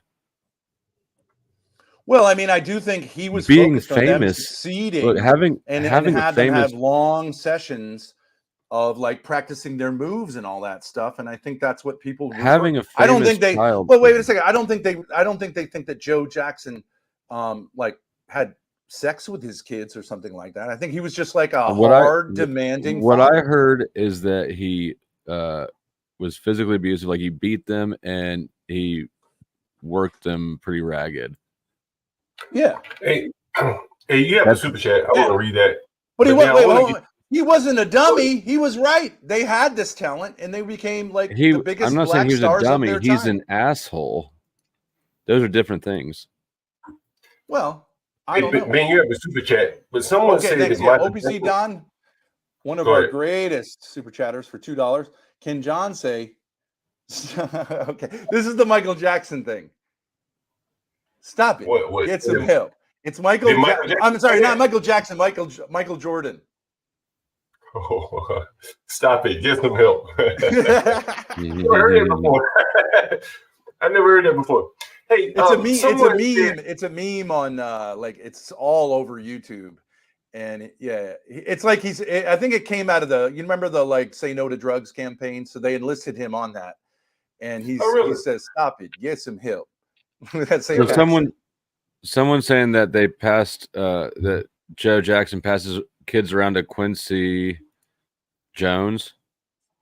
Sexually passed them around, or just that's how I interpret the sentence. Yeah, I don't know the details of it, but I think if a father, let's take another example. Venus and Serena Williams had a father who definitely pushed them to become tennis players at a young age. And I'm sure to reach that level of success, they practiced hard, and he drove them hard to practice hard. I think they're men. I don't think that's child abuse. But Ben, what's your question I want to ask you, Ben? And so I'll like boil it down to brass tacks, because people, I think people are looking at it along those lines. These lines. Oh, wait. But can I finish answering your question? Because there was two parts. Go ahead. Sorry. One of them is that you just see an attractive man with an attractive young woman, and their father and daughter, and you see that they have a warm relationship, and people who are envious of that will say disgusting things about you. Okay, that's one of it. But the second and more important part is that her brother picked up on this stuff and started making those allegations himself, and her mother allowed him to do that. So that's what really added fuel to the fire, because both of them were sort of envious of Grace and me. And so that added fuel to the fire. It made it very difficult just to say, like, whatever, you're a bunch of losers. Because I do admit that if people who that should be the last thing in their mind, is to lie like that, like John about his sister and his father, and Grace's mother about her husband and her daughter.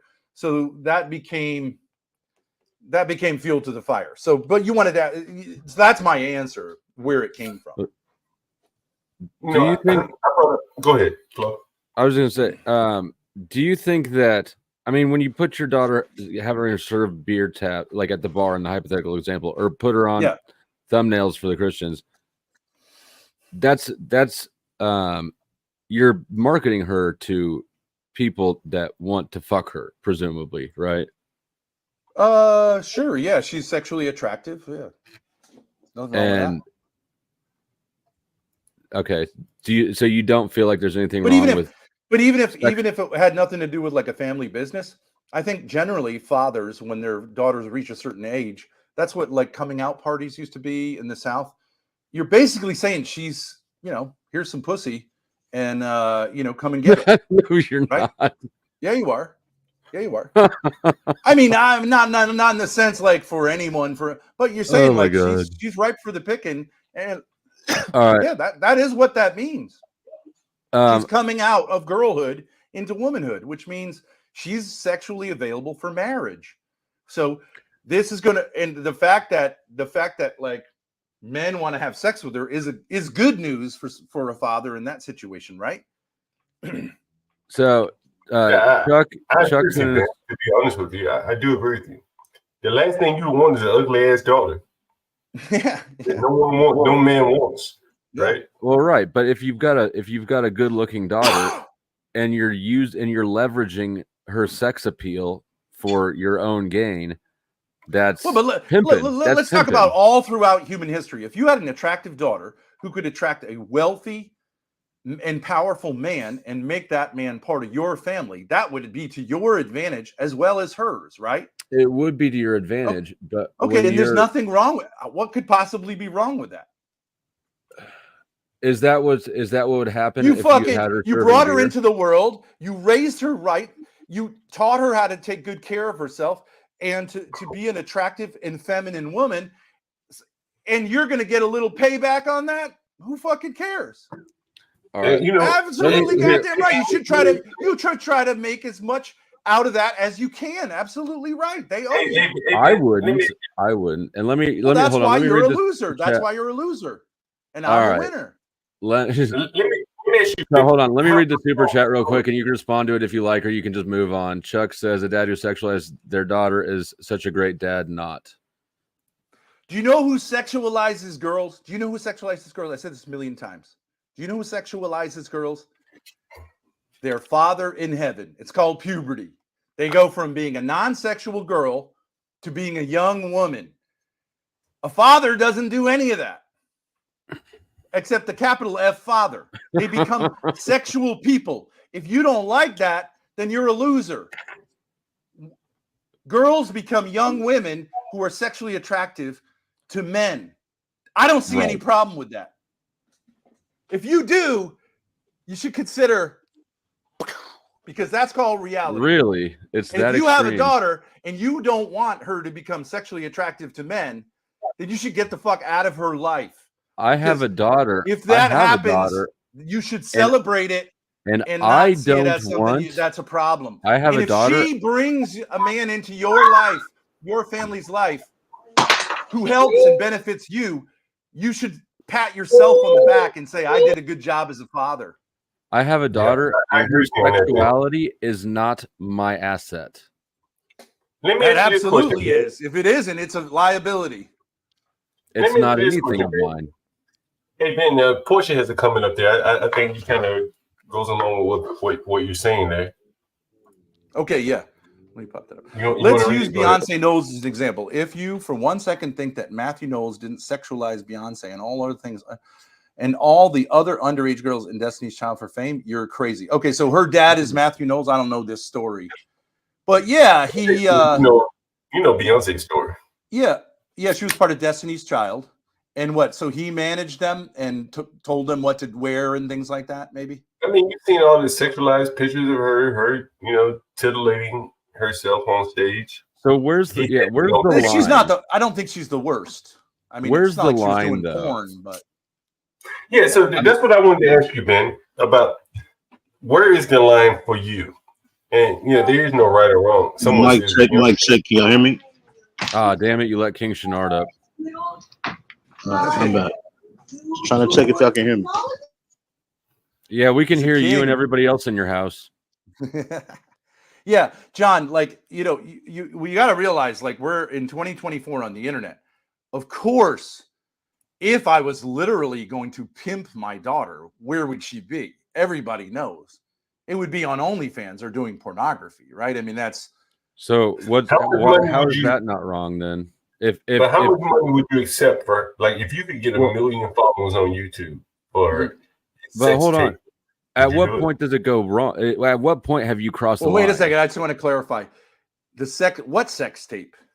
No, I'm saying, like, if you could be guaranteed, let's say, 1 million followers on YouTube, for a sex tape with Grace, would you and Grace? Not you and Grace. Just say some hot guy. You know, I think that's what people kind of are wondering. You know, it's like a Kardashian vibe, like the mother Kardashian. Would I vibe. encourage her to make a sex tape, like a kind of fake sex tape that gets leaked, so we can get 1 million subs? If I could be guaranteed 1 million subs. Yeah, something like that. No, you know, never in a million years. I can't believe you'd ask that of me, John. Why wouldn't that's I would never suggest that my daughter have sexual intercourse with a man outside of marriage under any circumstance. It's your asset, though. Is it not your asset? Is her ass my asset? You just said that. I just said my daughter's sexuality is not my asset, and you said my daughter's beautiful body is in some ways an asset to my family. That's right. I agree with you. So where's the line? Well, I just at what point do you go, this is the line? Is it having sex outside of marriage? Is that your line? Is it nudity? Anything? If she did anything, I would never encourage her to do anything that she didn't want to do, unless I thought it was good for her to do it. Genuinely for herself, and 2, anything degrading, which I don't think, like, well, those are doing a BDSM session with those are both sort of subjective. There's no objective line. There's no objective line. I just told you 2 things. Well, both of those are subjective, right? Are you going to get into, like, well, how much of her breasts? You're see, this is this is the answer to the question, right? So this kind of person who has a problem with sexuality is going to say, I don't have like, a problem with sexuality. When is it okay for a young woman in 2024? How much can she open her shirt? My issue is not with sexuality. Wait, shut up for a second, okay? You're on my fucking channel, so how about showing some fucking respect? Do not talk over me, John. Stable boy, help me. I'm not in the stable. Help me. I'll respect that it's your channel, but I'm not in the stable. Yeah, but stop talking over me, motherfucker, or you're out of here. You got it? I'll respect it's your channel. Stop fucking talking over me. All right, so I'm going to answer the question. You. You talk over me one more time and you're out of here. You got it? I'm responding to you. Shut up, Flow State. Shut up. Do you got it or not? My dick, Schnard. Do you got it or not? Is that a deal? Haven't I already? I've already responded to it. I will respect. One more it is time, your channel. you're out of here, John. Yo, shut up, Flow State. I respect that it's your channel. I'll be quiet. I'm not in the stable. I appreciate that. Yep. That's all I wanted to hear. I appreciate that. I'm not saying I'm angry. Okay. But John, some people will say that if my daughter is wearing a top and she opens it 1 button, 2 button, 3 button, that she's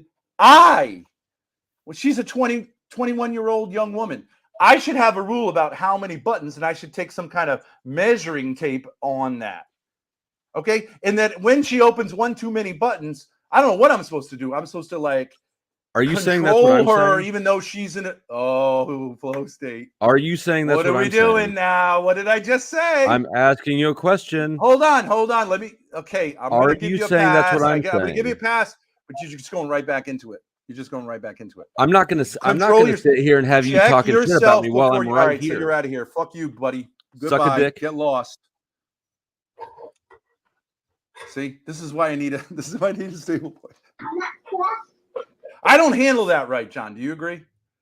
No, yeah. It's your channel here. I escalate really quickly, though, don't I? You reminded me of Be Brave here. You almost like it. But I gave him lots of chances, didn't I? Yeah, fair enough. Hey, you don't have to give any chances on your show. No, I know, but I think I'm pretty tolerant, and I got him to say, like, okay, I'll respect you, and then he just did. Didn't I say don't talk over me? And then he just started talking over me. Indeed. All right, let's see if we can get him back on here, and we can work this out.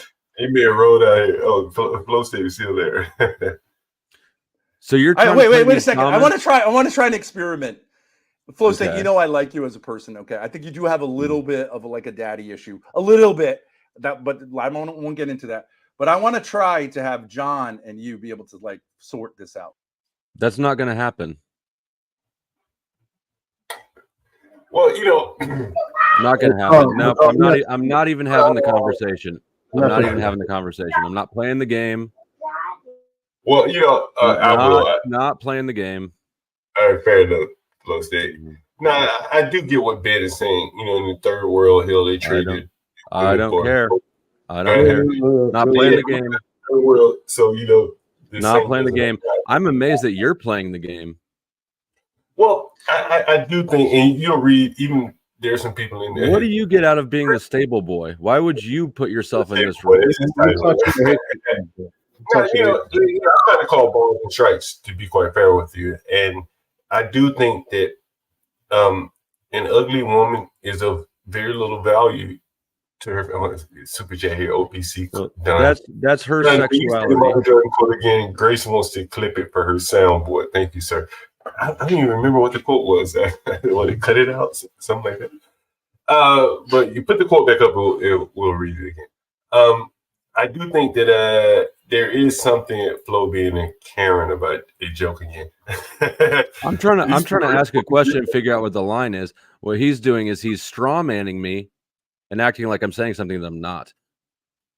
He put me on the spot here. Stop it. Get some help. I hope that worked for you. One more time. Stop it. Get some help. No, I do think that women are, you know, by and large, their highest value is of sexual value, to be honest with you. Do you have daughters? Yeah. And where's the same question I asked Ben? I'll ask you, where is the line? Would you have your daughter work at your bar because she's hot and she sells more beer? Maybe not because she's hot. You know, I think, let's say if she wanted to work at the bar and I recognize she was hot, then, well, you know. If she asked you that, if she requested, that's a different thing. What about if she requested? That's a different thing than if you either request or expect it, right? Right. Like I would push it on and say, "Hey, baby, I think you're hot. Why don't you come down here to the bar and titillate some men?" What about if you sold calendars? Would you put her in a bikini calendar? Again, you know, I think if she wanted to be in it, I wouldn't stop her. But if I were in the bikini calendar business, I wouldn't look for her to be my saleswoman. Does that make sense? Like I wouldn't want to frame. You wouldn't want her to be your centerfold. I'm sorry. You wouldn't want her to be your centerfold model. Well, I wouldn't be against her being my centerfold, but I wouldn't want to frame my business around the sexuality of my daughter. That's probably what I'm saying. I'm not being pervy. I think I'm the only one being not pervy, Thorpe. I'm actually kind of amazed that the answers I'm getting. What about OnlyFans? Would you condone your daughter doing OnlyFans? Well, my connotation of OnlyFans is sexual. So it is sexual. Absolutely. All of it's sexual. Right. No, it is not. No, it is not. OnlyFans isn't sexual. No. Pornhub is sexual. OnlyFans is not. And they actually, this is true. You could look it up. They actually were going to ban pornography on OnlyFans because they didn't want it, but they caved. And they decided not to because that's all their business. It's not all their business, but I would say it's the overwhelming majority of their business. But I have no problem with her going on OnlyFans and playing piano or anything like that. Well, so, I mean, you know that's not what the question is asking about. Well, why didn't you just say, do you have a problem with her going on Pornhub? You know, okay, that's fine. You can use that one instead. But there's also like lines like you know what a titty streamer is? John, do you know what a titty streamer is? I have an idea based on the name of it. Yeah, but I mean it's like this kind of thing where they're not really like taking off their clothes and it's on mainstream platforms, but they're really mostly an object. And like the talking is secondary and they, you know what I mean? They might do like a news like some of the yoga YouTubers in a hot tub. or something like that, right? You talking about like some of the yoga They're in things? a hot tub and they're talking about the news. I actually wouldn't have a problem with that if she was in a hot tub, like covered like up to here.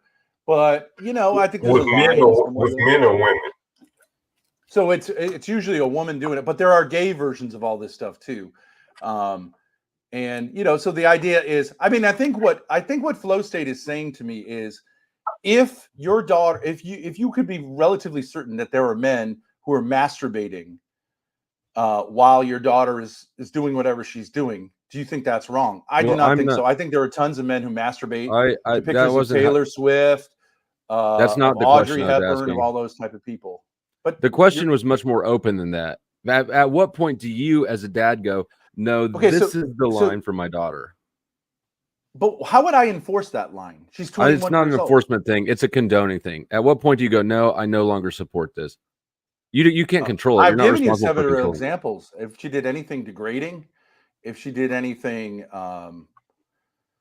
that I felt was like objectifying herself and treating herself like a sex object, or if she did anything that she was uncomfortable doing because it kind of wasn't like normal for her to do. Not because she felt like, well, I'm a little scared of doing this. I have encouraged her to, when the religious people would tell her, basically, you got to wear a burqa, I told her to push back and feel free to dress like a Western woman. Like, and I showed her actually a picture of I think it was the Queen of Spain, who had a low cut, beautiful dress on. And I said, like, that's terrific. And I had no problem. You don't got to put no burqa on for these fuckers. God did not create you to be put in a burqa. I disagree with the Muslims about that. So let me turn it to you, though, because you wait. We have a disagreement, right? And you seem to be like you're getting a little bit emotional. No, my irritation is because you keep strawmanning. So you're getting emotionally upset. You're getting emotionally upset, correct? You're getting emotionally upset. I'm getting frustrated that you're strawmanning. Okay, but you're getting emotionally upset. You can call it irritated. I'm getting frustrated that you're okay. So you're getting emotionally upset. Okay. I'll tell you what I'm doing. I'm getting frustrated that you keep strawmanning me, and you're doing it again. So you're getting emotionally upset. Okay. I'm getting frustrated. You're not listening. Well, you are listening. You're playing you're games. Asking me a question, but you're getting emotionally upset. Why? Why are you getting emotionally upset? Why? Yes. Because you're a bitch. No, it's because you're lying. Men don't talk. Men don't do what you're doing. You're being a bitch. Men don't pimp their daughters. Okay, so it depends what you mean by that. But if you want to be offensive and you got daddy issues, you want to get with daddy, then I can get offensive. Up here and say I've been as polite as I've ever been. You're a bitch. And you're being a bitch. And you keep playing down. fucking be games. A man, grow up. Because you know that you're a goddamn creep. And you're pimping your daughter, and you want to play power games with me. You're going to have to kick me. That wasn't me. That wasn't me that did that. I don't give a fuck who it was. Well, I'm okay. Well, you should. If you want to have a discussion, I'm happy to have a discussion. Okay, but what's a discussion? Totally reasonable. What's a discussion? But if you want to play power games with me, you're going to kick me off your fucking panel. Well, all right. Let me propose something. How about John act as the mediator? I'll give up control. If he wants to ban someone, he can ban someone. But I'm not going to touch anything, nor is anyone on my side of things. It's your panel. Run it however you see fit. Well, but no, you said you're a victim of me, and you can kick me off the panel. Let's say we're equals. Okay, John's in control, and he can do whatever he wants. Okay, he's familiar with that because he does that on CT's panel. If you want to give John the reins, I'm cool with that. Yeah. Okay, so we're equals. Okay, I would like to have a discussion. Okay. Okay. Can we have an honest one where you listen to what I tell you instead of trying to tell me what I'm saying? That sounds fair. Okay, that's what I would like out of it. John, does that sound fair? Yeah, it sounds fair. You got a super chat first. All right. I gotta get out of here in like 15 minutes. So okay, let's do it. 15. That's next. 15 minutes. We'll see where it goes. I got a super chat. I don't see it.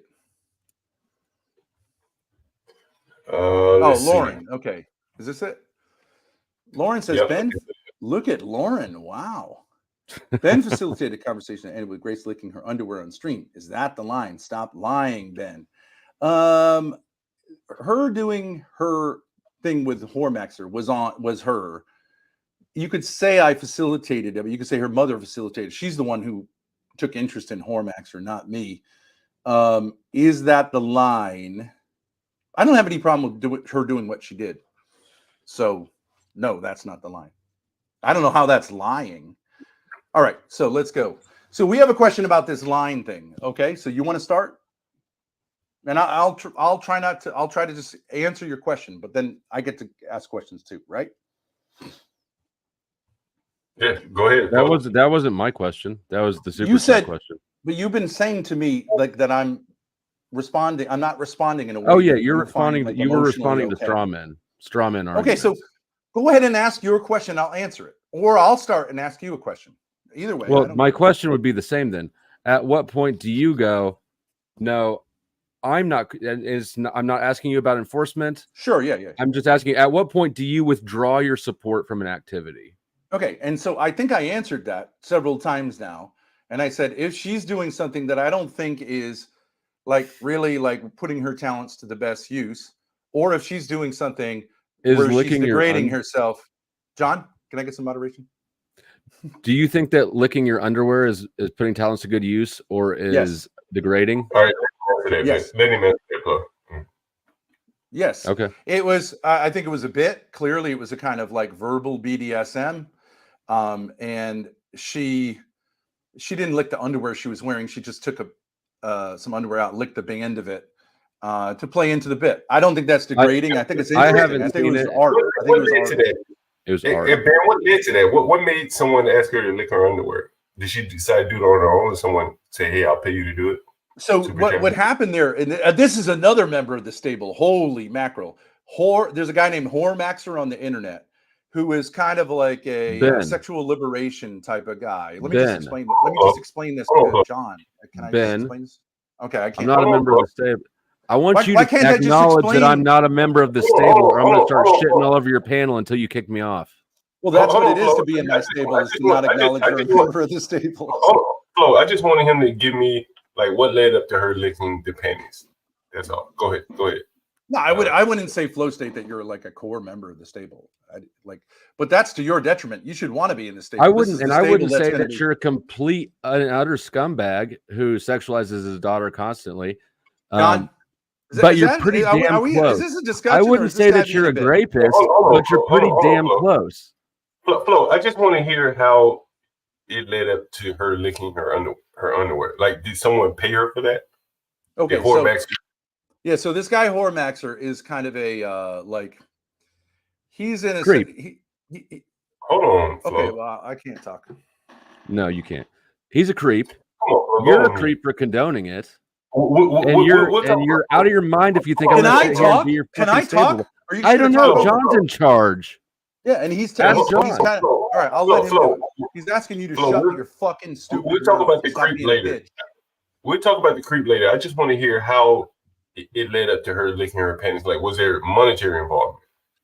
Well, only in the sense of content, but no, there was no like financial transaction. So but what happened is you licked your panties for 20 super chats or something. No, it wasn't like that. Okay, that's what I was confused about. So what happened is, way back when I was going on streams, there was a guy who showed up in what's called a Playing with Fire stream, like a dating coach type guy. And actually, Grace's mother found him really interesting. He's really kind of extremely sexually, let's say, open, and so he's kind of like a dirty uncle figure, I would say, harmless guy, I think. But so she took interest in him and started watching his panels. Then he, at one point, because Grace's mother had a lot of psychological problems, he got her, and this had nothing to do with me. I was unaware of it. Maybe I was aware of it, but it had nothing to do with me. She's an adult. Did a kind of verbal BDSM session with her. You know what I mean? BDSM meaning like he was going to give her commands, call her a bitch, make her say things like submissive things, which she freely did. And I thought was like really, really good content and very, very interesting. And she's an adult. The fact that she has 6 kids is a little bit of a problem, but it was a late night stream. Unfortunately, it did get like picked up, but whatever. So she said a lot of explicit things. It was highly sexual. It was a lot about like. What do you think about that? What do you think about it? So now so if you want to, apart from the fact that she's the mother of my kids, I think it's like really interesting content. And I think a man like him who is really good at doing this could make a ton of money with uptight women who have no sexual attention doing this. So I thought it was like $1 million idea. Now, her being the mother of my kids, I think that that's something that is she shouldn't do, but I mean, she's crazy. So maybe it was better for her in her situation. I was hoping that she would actually meet up with him and get out of my life. And I felt like the choice was between like that she was like taking things to a point where like someone would die. So I was like anything to get rid of this. Now, later on, so a couple weeks later, he tried to do something similar with Grace, but it was much, much lighter in tone because I think he recognized she's much younger. She's much less crazy. But he did try to, in a sense, break her. Like, that's what BDSM is. And I do think she had this sexual uptightness. So I think it was a mutually beneficial thing. Now, but what did you think about that? Like this man trying to, after your ex-wife had gone on this show and now your daughter is on there. What did you think about that? Like some people would find that offensive or like so I would use the analogy of like a dirty uncle, right? There are sometimes you have this dirty I had a dirty step uncle who would talk about sex with me when I was younger and girls and stuff like that. And I thought he was funny and it was good to have someone who was like more. Are you like the dirty uncle to your daughter, or are you saying the other guy's like the dirty uncle? The other guy. But I think like an uncle figure who's a little bit less, you know what I mean? Like, I actually think that like with my sons, that I don't talk with them about sex. I talked with my oldest son about sex and then I regretted it.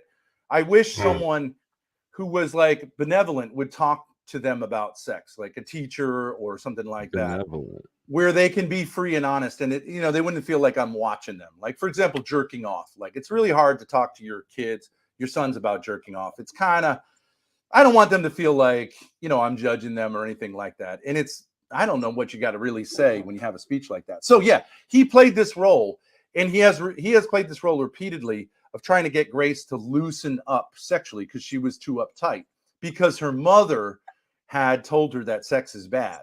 So do I think he helped her? Yes, I do. What do you think? Do you know the guy, Jeremy? Yeah.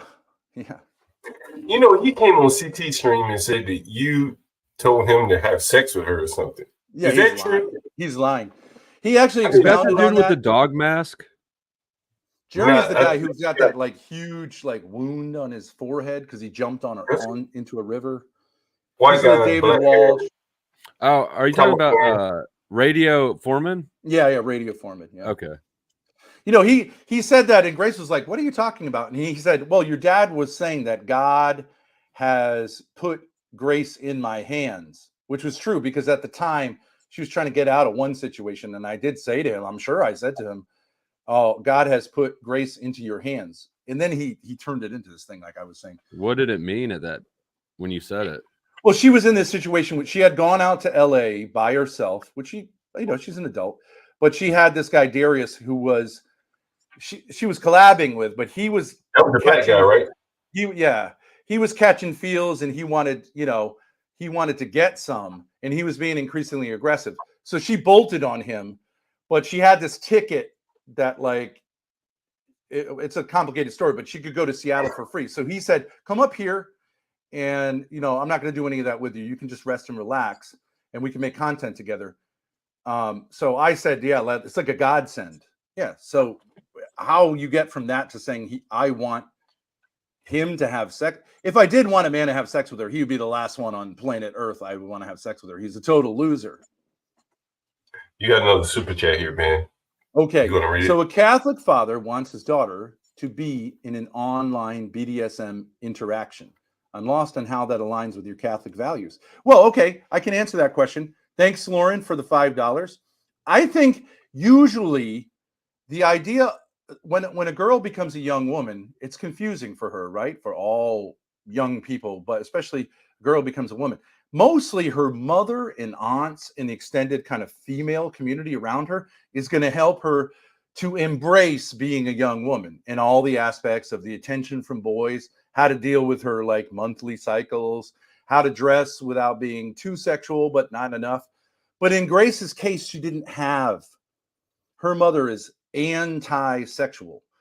And she even at one point, we were outside on our beautiful lawn on a pond, and she told Grace that she felt angry at Swan because she realized that this male swan had a penis. So you're talking about someone who's here is like kind of crazy and is not a good guide. So it's left up to me, which I didn't prefer to have, to teach her these things. And as a father, it's a little more difficult to do that. But I didn't want her to be an uptight kind of this kind of Christian girl who's super uptight and kind of anti-sexual and anti-male. So the Lord, I would say the Lord sent Hormaxer into our lives to help her have someone that she could kind of, he was very hands off. He wasn't going to actually do anything, but he was saying, Grace, you're uptight. You're too uptight. And so he kind of popped her cherry in that sense. Hey, Amazing. Ben, man, I'm glad to see you free, man. I wanted to Thank know you, brother.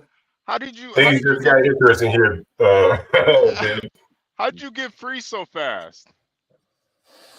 The judge, I was arraigned, and the judge, I thought I was going to get extradited. I don't know. And see, the thing in Massachusetts, they don't have these laws, so the judge might have seen it and said, like, I just got no interest. But I mean, I do have to go back to court. Okay, But okay. I can't really tell you. I was literally in chains, in ankle cuffs, dragged up out of a cell. 2 minutes later, I was on the street. So there's no bail or bond or anything like that? No, there was nothing at all. It was amazing. Wow. It was amazing. Like, I got the sense that the judge, like, because you'd think at least you're going to charge me $50 or court costs or impose something. She didn't impose anything, and she didn't seem angry or anything. She just was like, I'm going to put not guilty here and let out on personal recognizance. I signed a paper and I was out. Like, there was nobody lectured me or anything. I don't even think the prosecutor knew really what had happened, So, I've seen the documents. Like, the weird thing on this document is this is a criminal complaint and it says signature of complainant and it's empty. I think a judge would be like, what is going on here? So. Yeah. And I've been listening to this conversation about Grace. Now, before I actually met you and Grace, we all heard about the stories and stuff, but then when we got you guys' point of view, it all made a lot more sense. I think Thank you for saying that. Yeah. I think a lot of it is just kind of a witch hunt, and they don't like your guys' relationship. But I don't have kids yet, but I definitely want to have kids soon.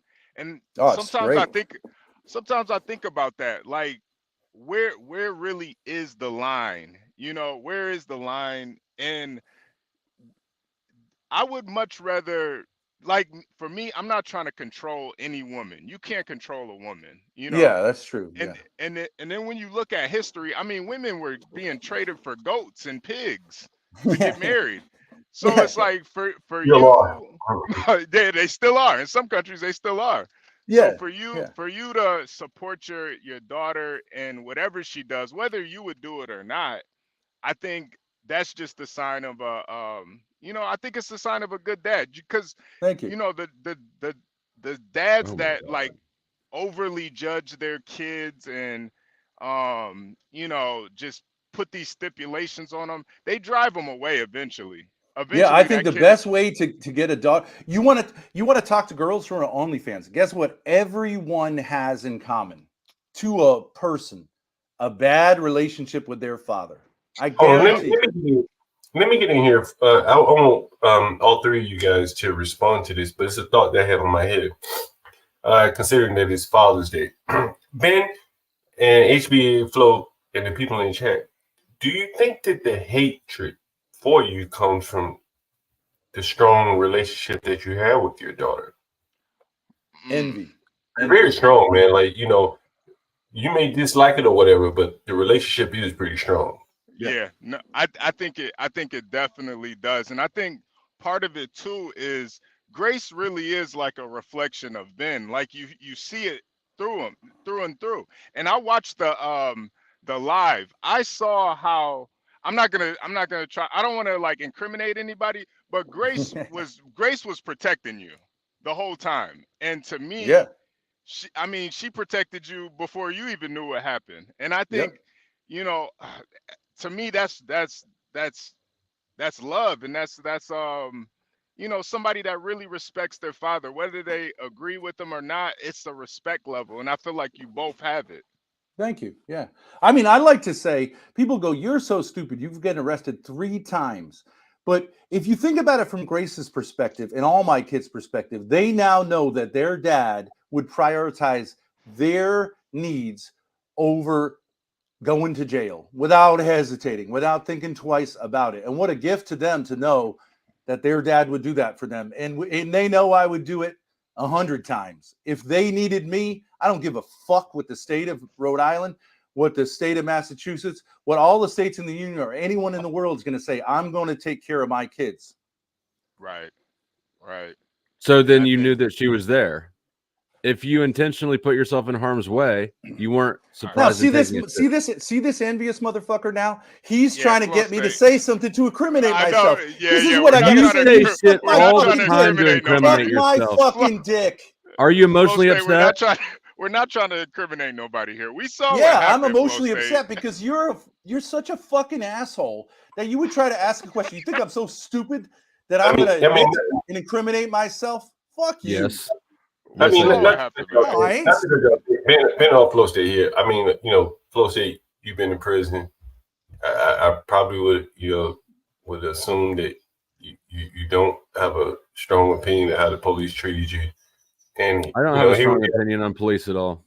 Yeah, right there, you're lying now. You hate. So here we are. You told me you. I also don't have a strong opinion on Ben, and it's actually getting weaker the longer this conversation goes on. Look at this bitch with his folded arms, just like a black woman.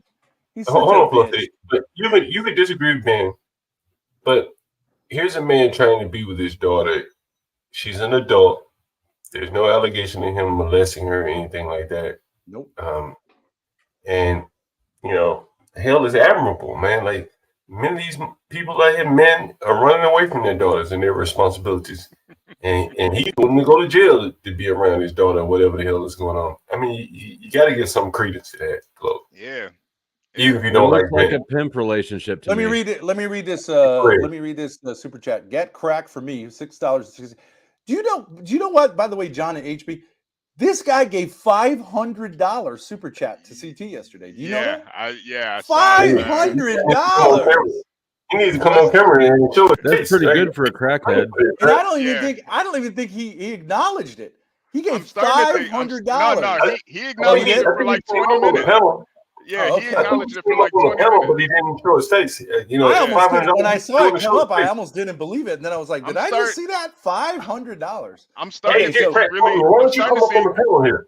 I'm starting to think he sells crack, honestly. He's a crack kingpin. Niggas, he's telling, go get the crack for me. Let me read the super chat. HB is a real philosophical ex-porn star. Grace was a gangster stolen those manlit piggies. Have a blessed Pops Day, y'all. Flow State equals Fed State. I am an ex-porn star. Bring this guy up on the panel, man. Like, what's the guy's name? Get crack for me. Why don't you come up on the panel, man?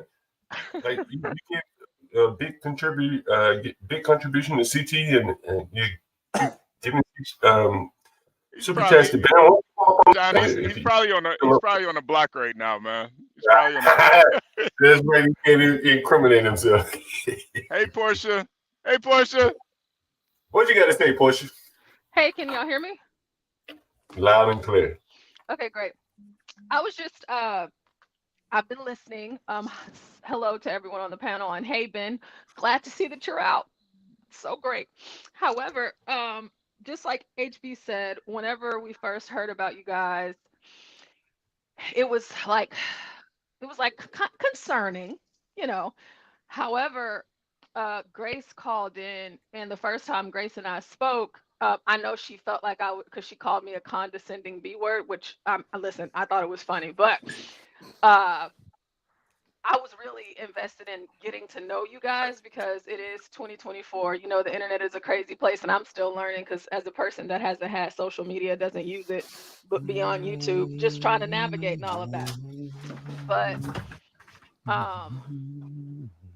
what I've come to see from listening to you all is that, you know, there's two sides to every story. And so the analogy that you were talking about earlier, is that HG?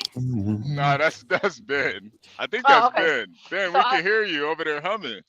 You're humming So- a Negro spiritual. I know, like he's trying to reincarnate. What's her name? Harriet Tubman. Harriet Tubman. Yeah. Yeah, down by the wayside. However, I called in because of the whole dad-daughter sexualizing thing, and it made me think about Beyonce and Matthew Knowles and how he had brought together this group of underage young girls, and they ended up becoming Destiny's Child, and of course they blew up and everything, and now Beyonce is who she is. But Beyonce, whenever she went out on her own, her dad was still her manager. So her dad is managing her career to a point like all the way down to what she sings, the dances that she does, all of that, right? So it's like, does that mean that she and her dad had a sexual relationship? And like Britney Spears, Hilary Duff, Miley Cyrus, there's so many girls that have this sexual persona, or women now that have this sexual persona, and their dads were their managers or their mothers, as well as that Toddlers and Tiara show and all the other little shows with the girls doing beauty pageants or dance, ballet. I view a lot of that stuff to be sexual as well. They put a lot of makeup on the girls and all of these other things, and the moms play a huge role in that as well. So does that mean that the mothers are sleeping with their daughters? Does that mean that the mothers have a sexual relationship with their daughters? And then also too, fathers still sell their daughters to this day. And you know, the prettier and the better looking she is, the more money that they can get for their daughter. So is what Ben is saying is like, is he wrong, or is it more of we don't like what he's saying? So, right? Dowries work differently than that. Dowries go with the daughter in case that she gets divorced, then she has something to live on. So it's the father supporting the daughter in event that she loses the support of her husband or the marriage falls apart. Why are you? Portia, can I ask you a question? Yeah, go ahead, John. Did you hear the question that I asked Ben and HB? I don't know if HB was here, but Ben and Flo said earlier, and HB, if you want to answer the question, do you think people are jealous of the closeness of Ben and his daughter? You know, the country where their father relationships are falling apart across races, and Ben seems to have a very solid relationship. Do you think people are jealous of that? No, I wouldn't say jealous. I would just say a lot of people like to play this game where they like to be holier than thou. And the thing about Ben and Grace is that they say a lot of things that people will never, ever say out loud. They'll probably say it behind closed doors, or they might even think it and just never speak it. But I think it's more of not being able to handle hard truths, because there's not anything that Ben has said thus far today, from as long as I have been listening, this is 4 hours, that I have disagreed with as it pertains to his relationship with his daughter. And even now, and again, I'm not going to sit here and say that it's not uncomfortable, because it is. You know, like, you know, even like, because she is a beautiful girl, and girls, we do grow up, we do develop, you know, we get boobs, breast curves, whatever it is. And men are looking at that. A man is going to choose us, and then a lot of men will be sexually attracted to us and or approach us. Now, for a father to act as though that does not happen, or that's not a real thing, to me, I believe that's delusional. Portia, hold your thought. Okay, go ahead. Hold on, Portia, hold your thought, because I don't want to forget my question. You know, I have a terrible memory. You seem to be a fairly attractive woman based upon your avatar. How was it? Easy. Well, you know, I'm just saying that, you know, I'm leaning into the question. Okay. How was it with your father when you were going through this period? Was he like, explain that dynamic to me? Was very protective, still is. Was he more like a Ben or less like a Ben? We got a super chat, but I'll let you answer then. We'll read this. Go ahead.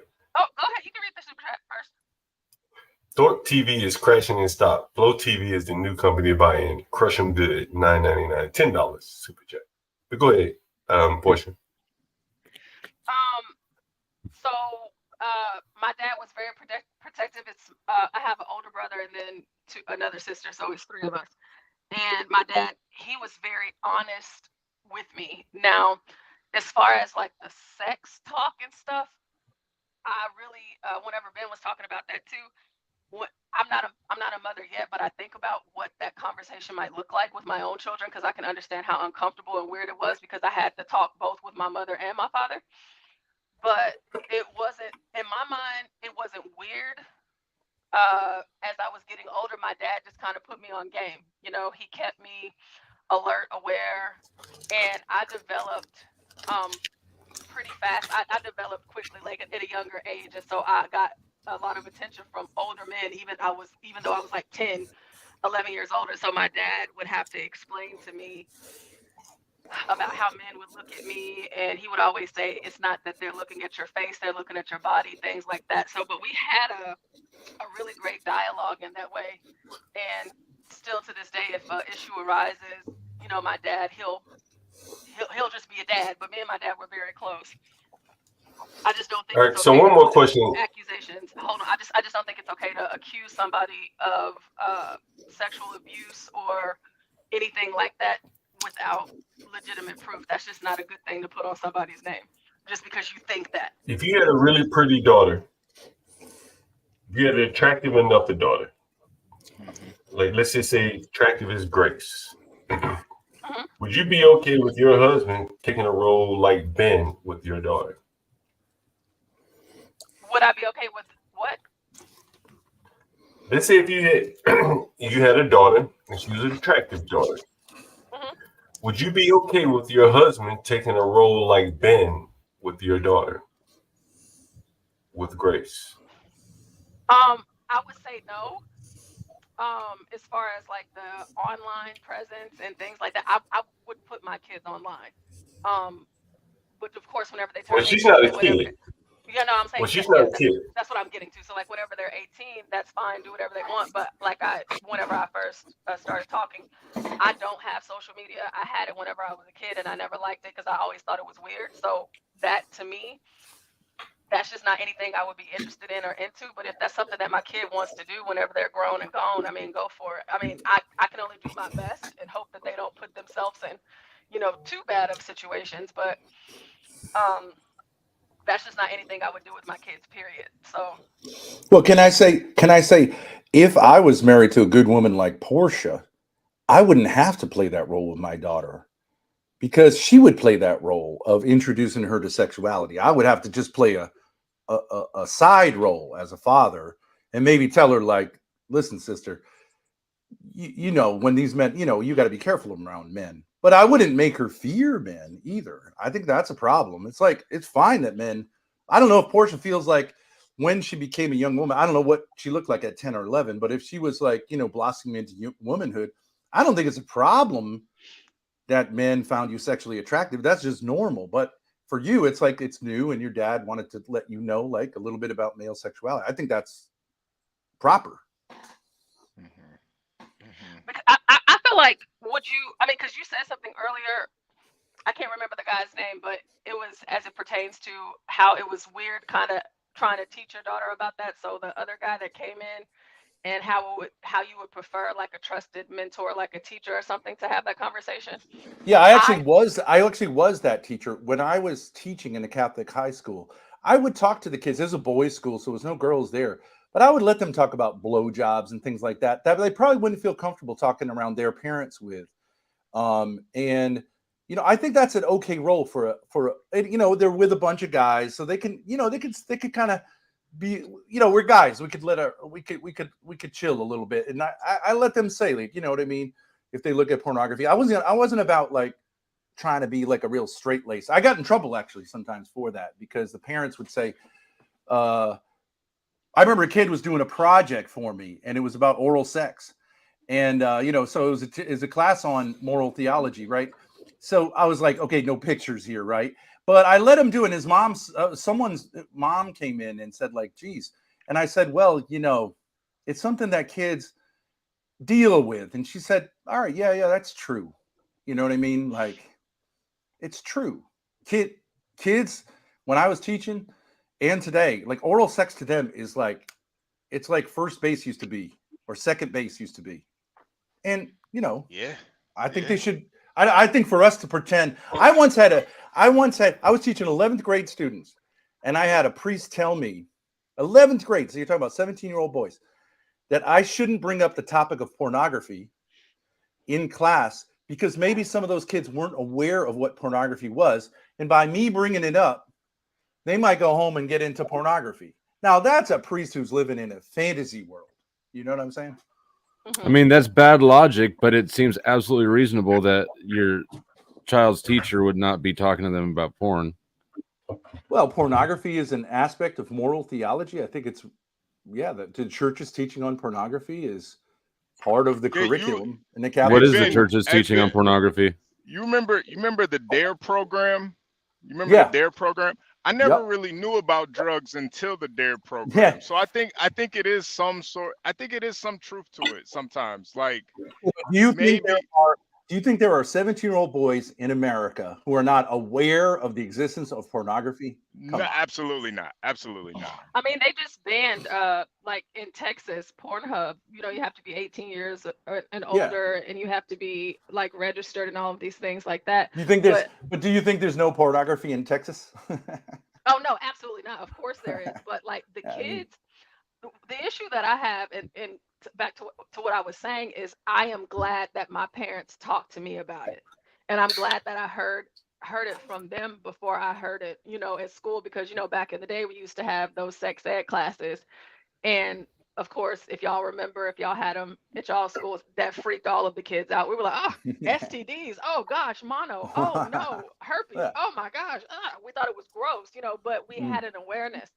But, in going through puberty and growing up, the conversations that my parents had, and of course, I'm liking boys liking me, same thing with my brother liking girls, things like that. Having that conversation, as uncomfortable as it is, I appreciated having it with my parents. But what I think the issue is now, because Ben, I'm not sure if you're aware of this, I'm an educator myself, right now today. And the issue that I see is that parents don't talk to their kids about these things. And so what happens is that they go to the internet, and that's what teaches them. Yep. And then there's a lot of parents that are delusional, and they think that their children aren't into these things, right? And that they're not seeking these things out, and they might think that they have all of the controls in the world on, their internet access and who they hang around and all this and that. But kids will always find a way. We've been there. Yeah, that's right. So I find my kids, Do parents have the right to not have their kids be talked to about these things by other adults? Of course, they should have that right. Right. So, in context of the school, then it would be perfectly reasonable for a parent to say, "I don't want the teacher discussing this." Yeah, as I don't think anybody here would want that. Not in a Catholic school. That's not true. In a Catholic school, the school the parents don't have the say. No, if you're in a Catholic school, then you're gonna. There's a theology. Plus, there's also a state requirement for like health that they talk about those subjects. So, but I actually think it's a good thing. I actually think of all the people you want to have talking to your kids about sex, I think someone who's trained and educated on the Catholic theology and can explain it to them. You asked me the question about pornography. What's the problem with pornography? A lot of young people don't really know what the answer to that question is. I can answer that question. What is the problem with pornography is that sex, it's not this thing about sex is bad, sex is dangerous, sex is something you should be afraid of, which is what really basically the public school curriculum is. They say do whatever you want, just don't get AIDS, don't get public, that's not the problem. Sex is something which is intimate and it belongs in a private setting. So when you put a camera on it, it ruins the act for everyone involved. And I don't think anyone could disagree with that. Hey Ben, you have a comment from St. Elmo's Fire. She's asking, or he, if you can block her or him. And there's a super chat too. I think too the issue with porn, especially for underage boys, is they get addicted to it. Yeah. And I think that's the real issue with it. Now you want to watch some porn with your lady, you know, you guys want to spice things up, that's one thing. But if all you're doing is watching porn, you're not even trying to build a relationship with women. And I think honestly, I think it makes men subconsciously hate women too, to a certain degree, because all you see them is sexual objects. You don't even see them as people. Like even with Grace, like I know people always say how good she looks and stuff, but I think what I like about Grace is her personality. You know, she's a straight shooter. You know, I might not agree with everything, but I like that about her the most. Yeah, I think that's true. It's like she's a human being. It was an interesting thing. I had an experience early on where my son, I was actually with Hormaxer. I was looking at, or I was talking with my son who's very hostile to me. And I was looking at the time, just for stress relief, I was looking at lingerie, videos of lingerie shows, which are, you know, it's kind of borderline. It's sexually whatever, but it's also somewhat dignified. And my son came on and said, "That's disgusting. You're Satan for looking at that." Because, and he said, you can only look at pornography if you want to admire women. And I was like, what? Like hardcore pornography is fine, but models dressed in a way which obviously is somewhat sexual was for him like actually evil. And I was like, wow, so that's what pornography's done to people. They see sex and women as two, because he's like, well, you could see their faces, you know, they're like human beings, and you shouldn't associate that with sex. And I was like, no, that you should associate that with sex. And the problem with pornography, one of the problems with pornography is because it's almost all hardcore pornography, you actually end up associating sex with erect penises that ejaculate, right? As a guy, you're kind of like the star of the show ends up being the erect penis that ejaculates. And like that becomes very confusing. Like it ends up kind of being gay because everyone, like the big climax, right? Like just like in a movie, the climax is when the guy ejaculates, right? And you're kind of like cheering as someone watching porn. And you got to ask yourself, well, how did I get to this place? Because it's kind of gay to be like really excited about watching a man ejaculate. You guys are both older than me, and to me it looks like cuckoldry. When I see that cuck is a thing, I have to think that came from porn. Was cucking around like before porn was everywhere on phones and everything? Is that an emergent phenomenon, or was that? No, it's been around, but it's been around for a long time, yeah. But even masturbation, which I understand most people are fantasizing about being a woman. But if you just look at it raw, you're giving a man a hand job and receiving a hand job from a man. So it's kind of double gay. Your mental gymnastics are nuts. Well, that's kind of true. Like masturbation are gay. I say to a young man, if he's horny, that should take you out away from the internet or to meet real people on the internet through Tinder or whatever, but it should pull you in the direction of relationality, and you should be attracted to an actual woman, right? That you can actually meet and talk to. And I think guys get programmed actually because they satisfy their sexual needs in this way. It actually makes it less likely that they're actually going to get out and meet a woman because they don't, you know what I mean? They don't associate the two. Ben, I wanted to go ahead. I just wanted to go back to what Flow State was saying about what, you know, like the teachers in school as far as pornography. I just said this in the chat. 100% agree with Flow State on parents should have a say so. You know, sign the consent forms, whatever it looks like. And then, of course, some schools, if they are like the woke schools that don't adhere to that, make sure your child is not at school that day. I do believe that parents should be more involved in the education system. But one thing that I've noticed is, and that I do know, is that a lot of parents aren't. And so whenever you have certain educators or admin or nurses or counselors that are willing to withhold information from parents, I'll say that I'm not that educator. So you'll have students that'll come to school and decide that they want to be a boy. Right. Now we know they're a girl, they decide they want to be a boy. And so they'll say to me, hey, Miss Portia, my name is Evelyn, but I want you to start calling me Eric now. And so I'm like, okay, well, do your parents know about this?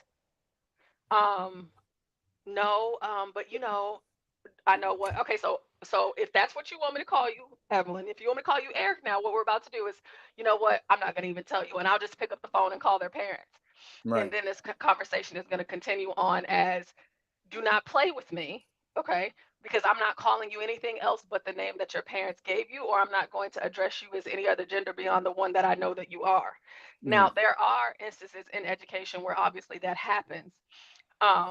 Too many, because we've seen the stories, we watch the news, we know about it, but I believe that parents should be 100% involved in things like what we're discussing right now as far as sex is concerned, because, and that's the reason why I say I hear what Ben is saying, but I am happier as an adult who is now a teacher that my parents were the ones that talked to me about it first, because what I see in education, which is why I left district, is they're putting things to the kids in a way that is not, to me, healthy or necessary. They're giving, because the internet already gives them too much. And so like whenever you're getting these lessons from adults that you kind of trust in a sense, because you see them every day, you go to school, you learn from them. And you also have the teachers that try to be the friends with the kids. That's not me. I don't have time. I'm not playing with y'all. But I think that parents should be more involved. But I will say, in the school system that I am a part of, we don't have sex ed anymore, and I actually wish that we did, but like how it used to be. Just make like the basic dynamics of biology, if you will. Yeah. And just keeping it. Private schools do more of that. Private schools are less but pushing. Not going, I mean, like I don't. But again, I guess I think I'm kind of torn. I'm really enjoying this dialogue right now. By the way, as far as porn, Portia, can I stop you? It's weird for women. Portia, can I stop you for 1 second? Would you mind reading the super chat? No, I'll let you get right back to it. This person says, whatever their first name is, Alexander. Thanks, Flo, for representing real dads. Happy Father's Day. Happy Father's Day. Thank you. Yeah, happy Father's Day to all of you. Thank you. But I just think that this conversation can be very touchy, but I do think it's necessary, and I don't think that conversations like this are had enough amongst parents and in the adult atmosphere, especially with all the tension in the country right now. Because I'm not a liberal by any stretch of the means, a leftist, anything like that. Portia, can I ask you again? This one's a little trickier if you don't feel comfortable. Browns Boy 23. Ben eats Snickers upside down to get to the veiny texture on his tongue. I never heard that one before. Wow. Thank you for that comment there. Yeah, it's just that, like I said, teachers, whatever conversations they have, I think that they need to monitor themselves and be, cognizant that these children do not belong to you. They're not yours. They have parents. But also, I guess I would just encourage that parents, like Flo State, y'all have those conversations with your kids. Portia, can I just ask you a question about that? Yes. I think sometimes, so my kids originally were homeschooled, and then they went to public schools. And I think so they went to public schools in the Northeast in cities. So they were getting the full kind of like LGBT ideology. And they would tell me about what, they did remember the gender unicorn, that there's like 17 different genders and all this stuff. Okay. But they would bring it back to me and I would go, yeah, well, these people. So I didn't mind, because that lets them know where, like, they should know where society's at, even though that stuff is, I don't think school, if you're a good, strong parent, I don't think school's going to be able to like make kids think things aren't true. If you've already, what I mean? If they have a solid foundation with you, I think it's fine that they can, the LGBT crazies can like shoot their shot. because you don't want it makes them stronger to know like what other people are saying. Well, you don't want the school they gotta working face the real against you, world. though. Do you want the school working against you as a parent, though? Yeah, sure. But I mean, do you know what the gender unicorn is? It's so crazy, right? And they're in classes with kids who say they're transgender in 3rd grade. It's like, it's fairly obvious that this kid's crazy, but that the system can't just say this kid's crazy. So no, they learn from that. I don't condone that at all. Like I'm not, and me and HB, we were talking about this yesterday. I am not of the ilk that believes in affirming anything. I'm not okaying it. I believe in shaming it, and I don't. But would you put your job on the line to if the school system said you got to call Billy? I already have. Yeah, see, it's tricky though. But see, I'm so glad I wasn't a teacher during COVID, because I would have said, take those masks off. I'm not doing this to you young men. Young men need to see each other's faces. South, so, great states like Texas and Florida, we didn't really have to deal with that. But really, even in schools. Hey, yeah, let me ask you this question. Aren't you going to get your channel banned by talking about like masks and all that stuff? Not They've these loosened days. on it. I don't think it's only when they're like trying to push the bullshit that you get banned. Later on, they want people to talk about it, because they know they screwed up. They know they screwed up. Closer to the election, I'm gonna bet there's gonna be a lot more people getting their pages banned.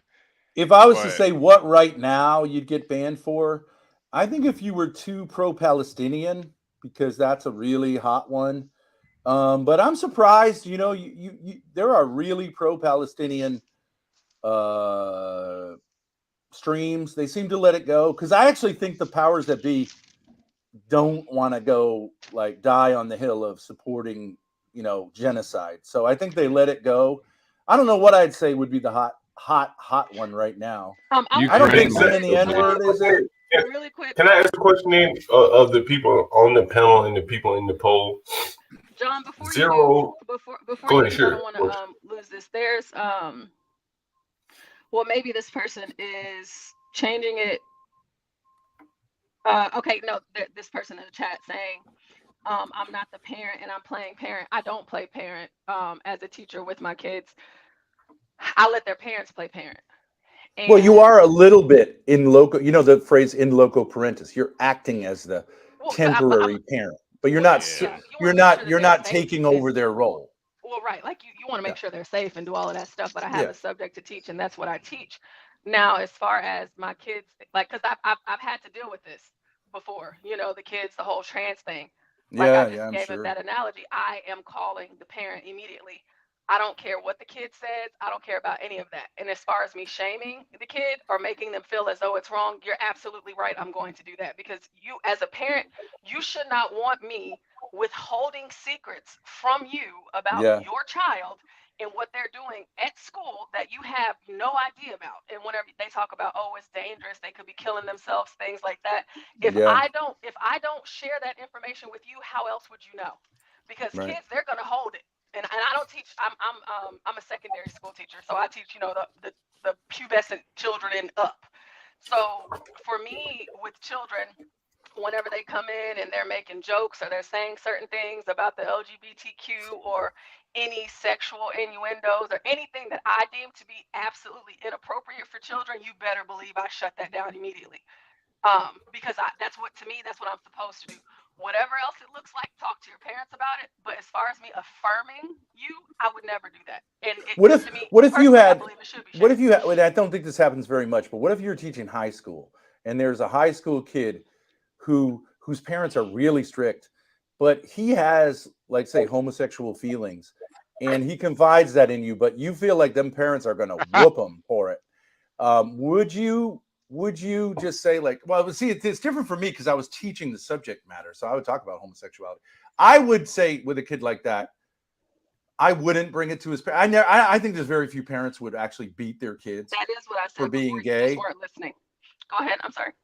But I think there are very few parents who would beat their kids if they found out they were gay. And I'm not sure I would out the kid if he came to me and said, like, I kind of feel, gay. I don't know that that's my role, especially you talk about 16, 17-year-old boy, like that's almost an adult. And so my position is that's more tricky. so on my position is more so on the trans thing. Right. The trans so like, kids, if they call themselves gay, whatever it is, that's your business. But as far as me affirming you are a different gender, just to be more specific, that's what I'm speaking to more. Yeah. Of like the gender, whatever they call it, gender dysphoria. But it's like if the kid is gay, whatever, be gay. It's not for me to, who you like, whatever. But as Well, far I don't as think me it's whatever, encouraging but I mean, I think me encouraging it and supporting it, things like that. Yeah. I don't rock like that. Hey Ben, I don't do want you to talk think you about could it, beat talk the to your gay dad out of about it. somebody? I had a kid. He was like, I had him for 3 years in a row. It was really weird because I happened to get the assignments he got, and he was this little Indian kid, and he was like 15, and he was like, as I don't think he was sexually active, but like he was one of these guys, like he was like on smoldering gay. You know what I mean? You could tell he was just gonna burst into flames at any moment. And he was adopted, so he had a white mother, but he was adopted from India, but he didn't have a father in the home. And I could tell, like, he's never been around men, didn't have any kind of connection with masculinity. So I took it as just an instinctive project to like rough him up. And like I would, kind of like be physical with him and kind of punch him. Not like punch him, like beat him up, but I would just, in a kind of fatherly way, because I was kind of trying to like kind of dad the gay out of him, but it was way too late. I mean, he would just be, he's still to this day. You can't kind of ungay a kid when he's 15. The ship has sailed. And he actually got me in trouble because he reported me for that. And I talked to the principal, who's a really great guy, and I was like, look, the kid's going to be gay. I'm just trying to be, he just laughed. He laughed at all. That was the old days when you could be like, So, yeah, but I mean, I think I had a good relationship with him. But like, I don't think if you saw a 15-year-old and you realized that like this kid's going to lead a homosexual life, I think that's a tragedy. If you know any of the statistics about gay men, their lives, their life expectancy, I mean, their lives are but this happens way before. By the time they're 15, it's almost impossible to reverse course and get them to like see the to get into pussy. It's just not going to happen. Yeah. I think that's unfortunate, but then too, I would like to put another scenario on you all's mind. So a few years ago, we had two new students, and brother and sister, okay, middle school. It was two moms, and they went through the little process to where each mom had a kid. The one mom had a girl, the other mom had a boy. So what the moms were doing, they were like your stereotypical blue, green, pink, orange hair wearing on their cars. They have every single LGBTQIA LMNOP sticker on their car. And they were actually forcing their two genders of children to switch to the next gender. So the boy, they're trying to make him be a girl, and the girl, they're trying to make her be a boy. And the kids at school, they come to us and they talk to their teachers or whatever, and they tell us these things, talk to the counselor, and they're just like, I don't want to wear this, this is my name, but I don't want this. These kids are basically, it's like they were crying out that they didn't want this. And there was two particular situations, but I'll tell you one.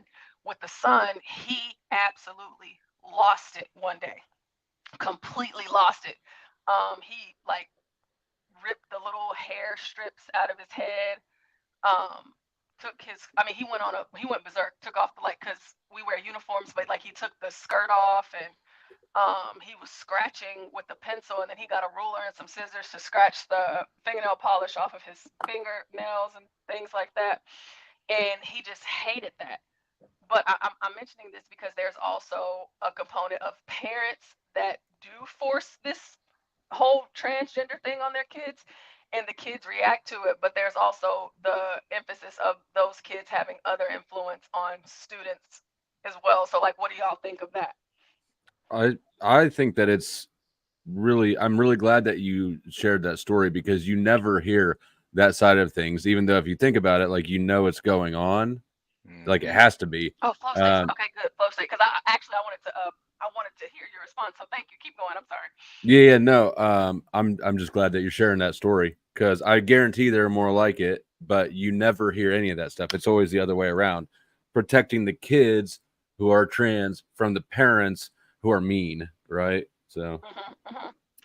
I mean, I'm telling, like, it was like the craziest thing I've ever seen throughout my career, and just watching this child break down and go through the motions of this, and he is like angry, and then of course he's young and he's going through puberty too, and he knows that this is not who he wants to be, but this is what his parents are making him, like both of the moms, they're fucking that dude up. Yeah, he went crazy one day. Whenever it was time for them to go home, he, started this was like out in front of everybody. He ripped it all off, and he's like, "I don't want this on my nails. I'm a boy." Da, da, da, da. And then he started to throw rocks at the car, at his parents' car, scratching the car up. He went berserk. And it was how did the school handle it? I mean, it was after school. What are you to do? Those are his parents. Those are the ultimate authority over him. And I mean, it's not, you can't really report it to, can you report that to DCF, or it's I believe that because just me being in the classroom, I don't know all of the intricacies of what goes on in admin or with the counselor, because that stuff is information that's not privy to all of us. But I would like to think that they made some contact, but there was another situation that happened with his sister where the school didn't have a choice. Because long story short, come to find out, the parents with the daughter, what people accuse Ben of, let's say, they were actually essentially prostituting their daughter out as like she's a daughter, but they have her calling herself a boy, but like prostituting her out to older men. And so that's whenever the school got involved, and we all knew about it because it came to the school. But it was just literally, you're saying literally prostituted her. Yes, literally. Yes, literally. The situation came about one of the men that the girl was intimate with came up to the school and tried to pick her up, and it was just this whole fiasco, and we had to get the cops. I mean, the school went on lockdown. It was a crazy situation, right? But then me and her, we were actually very close, and so she shared a lot of different things to me. And so whenever the officers came, of course, the female officers came to have a conversation, like to interview her, she wanted me in the room. And so that's whenever I found out different things. And there was not 1 second that I thought that her mom's had something to do with it. I was just thinking that she's confused, her parents are pressuring her to do this, that, and the third. But the female officer, she directly asked her the question, and she said, are your parents involved in this? And like the way that she just all of the color left her body, and she just froze up, and it was like, oh dear God, I never even thought that maybe her, and so then she starts to talk about how she pulls up the social media accounts, the whatever social media where you can meet up with people for sex, whatever, and that's whenever everything came out. And so her parents were actually using their transgender kids to make money. And they were underage as well, and they were like prostituting their children to adult men. So yeah, that's a thing that happens. That happens too. My neighbor where I used to live, she claimed that her parents did that with her, and I was like, no way. But no, I don't know. It happens. Most prostitutes, they start underage.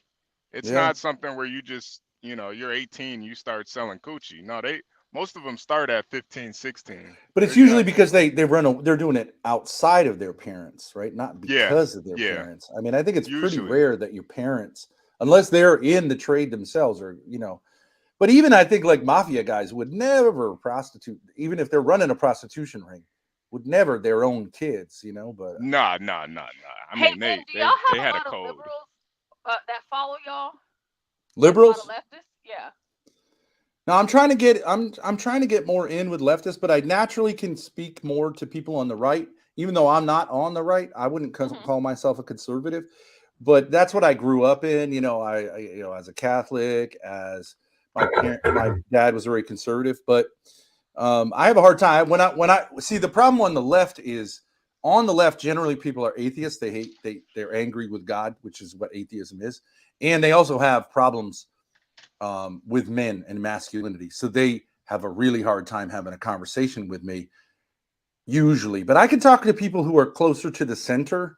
And I like my take on the Palestinian thing, just to like trash my own channel here, is like, I absolutely think what's going on there is outrageous. And that's a left thing. I'd like to have conversations with people on the left. People on the right are very hesitant to be critical because, you know, the Republican Party is so aligned with this, like, you know, state of Israel stuff. So yeah, it's hard for me to connect with them, and they see me as a bad person just because I'm a big man. I think, you know, so they're just like angry and ban me instantly. I'll say this to Flow State. There's someone in the chat. I guess it's Lauren with the unicorn. And if you have a unicorn, you already know I'm judging. She said this does happen, or he said it could be a they them. It's a she. He, she, me. Okay.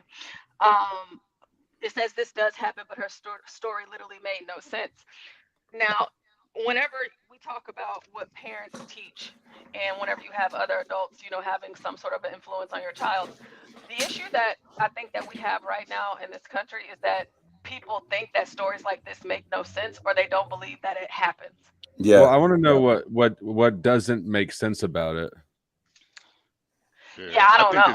I know it's just well, no one can believe that parents would use their children to make money off by literally prostituting them.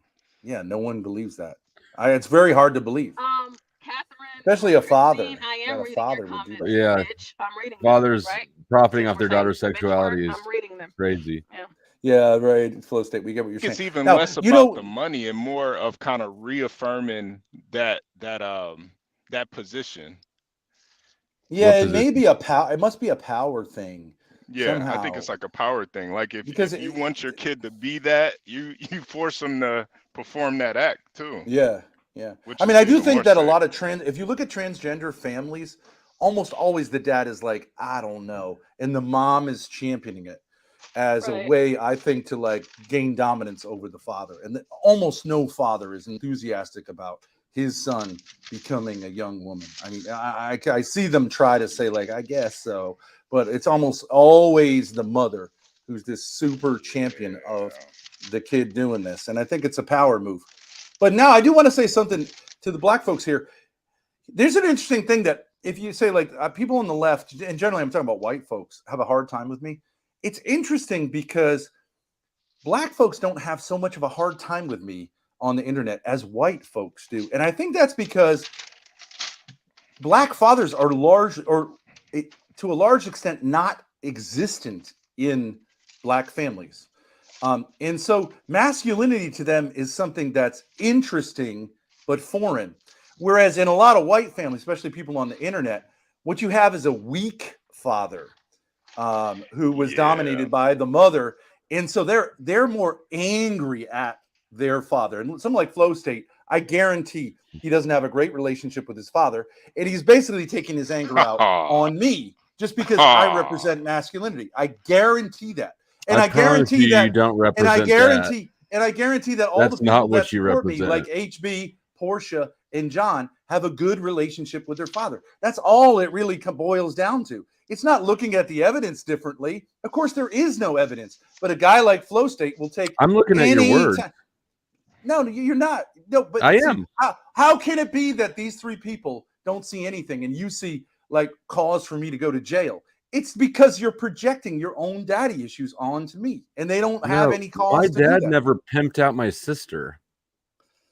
Do you have a great relationship? Come on. Do you have a Flow great State, relationship with he's your My father? never dad pimped out never. Grace though. He's never pimped Grace out though. Well, Come let me on, just ask you this question: Do He you does have a soft great? pimping. Do you have a great? Said, Do you have a great just relationship said- with your father? Do you have a great relationship with your father? I do. No friction? Not anymore. Okay, but you had a contentious relationship with your father. We have had rocky spots in the past, but that's not why I think you're a creep. Right. Ben. Okay. And You're not. When This you were is what I was younger, talking about. You're trying to straw man okay. me. You're putting words in my mouth, Ben. This is That's what I not said I didn't straw want to manning. do. I'm asking you a psychological question. So I am asking you a personal question. Okay. This is not okay. So when you were younger, you used to get into a lot of street fights, right? Yes. That were illegal and got you thrown in jail, right? No. Because you never got were arrested for it. okay, but you were an angry young man, right? So you would get in street fights. Okay. Now that anger comes from an inability to regulate your emotions, right? I'm regulating them right now. Not really. You're being a bitch. You're barely being a holding creep. it in. Okay. So that's fine, son. You are a creep. Okay, yes. You're son. trying to find a way to son, it's fine you say that. me. It's You're fine you say making that a about narrative. You're Yeah, making I a am. narrative Yes, that I is am. inaccurate, that deflects from what you've How's done it instead. inaccurate? You just said it's true. You just said you got into a lot of fights when you were younger, and the reason Okay. you got into those fights is because you didn't regulate your emotions. Am I wrong about that? No, I could regulate my emotions. I just like fighting. So you got into violent street fights because I was not out of control. I was in control. It was Were like you a a person- high-stakes sport. Okay, I so could you were- regulate my emotions. Okay, so then why did you take drugs for years if you could regulate your emotions like a man should? Thrill seeking. The same reason I got in fights. No. But you're not regulating your emotions now. You have the spirit of an angry woman. I'm It's obvious. regulating my Look emotions. at you. You're the one that's getting all No, fussy. you're not. No, you're not. You're getting all fussy. Okay. So you think right now, if someone looks at me and looks at you, they would say that I'm the one who's not regulating his emotions and that you are in control of your emotions like a man should be? No, you're being I a do bitch. think so. You're being a bitch. Okay. I'm regulating my emotions. You're calling names. You're twisting around. You're licking your lips. I'm fine. I find this interesting, especially the way that Ben led with what he said before Flow State responded. And then I think earlier you mentioned like black spaces and white spaces. So like over on CT, I've been following CT for years, and Flow State, he's always been, I mean, that's where I know Flow State from.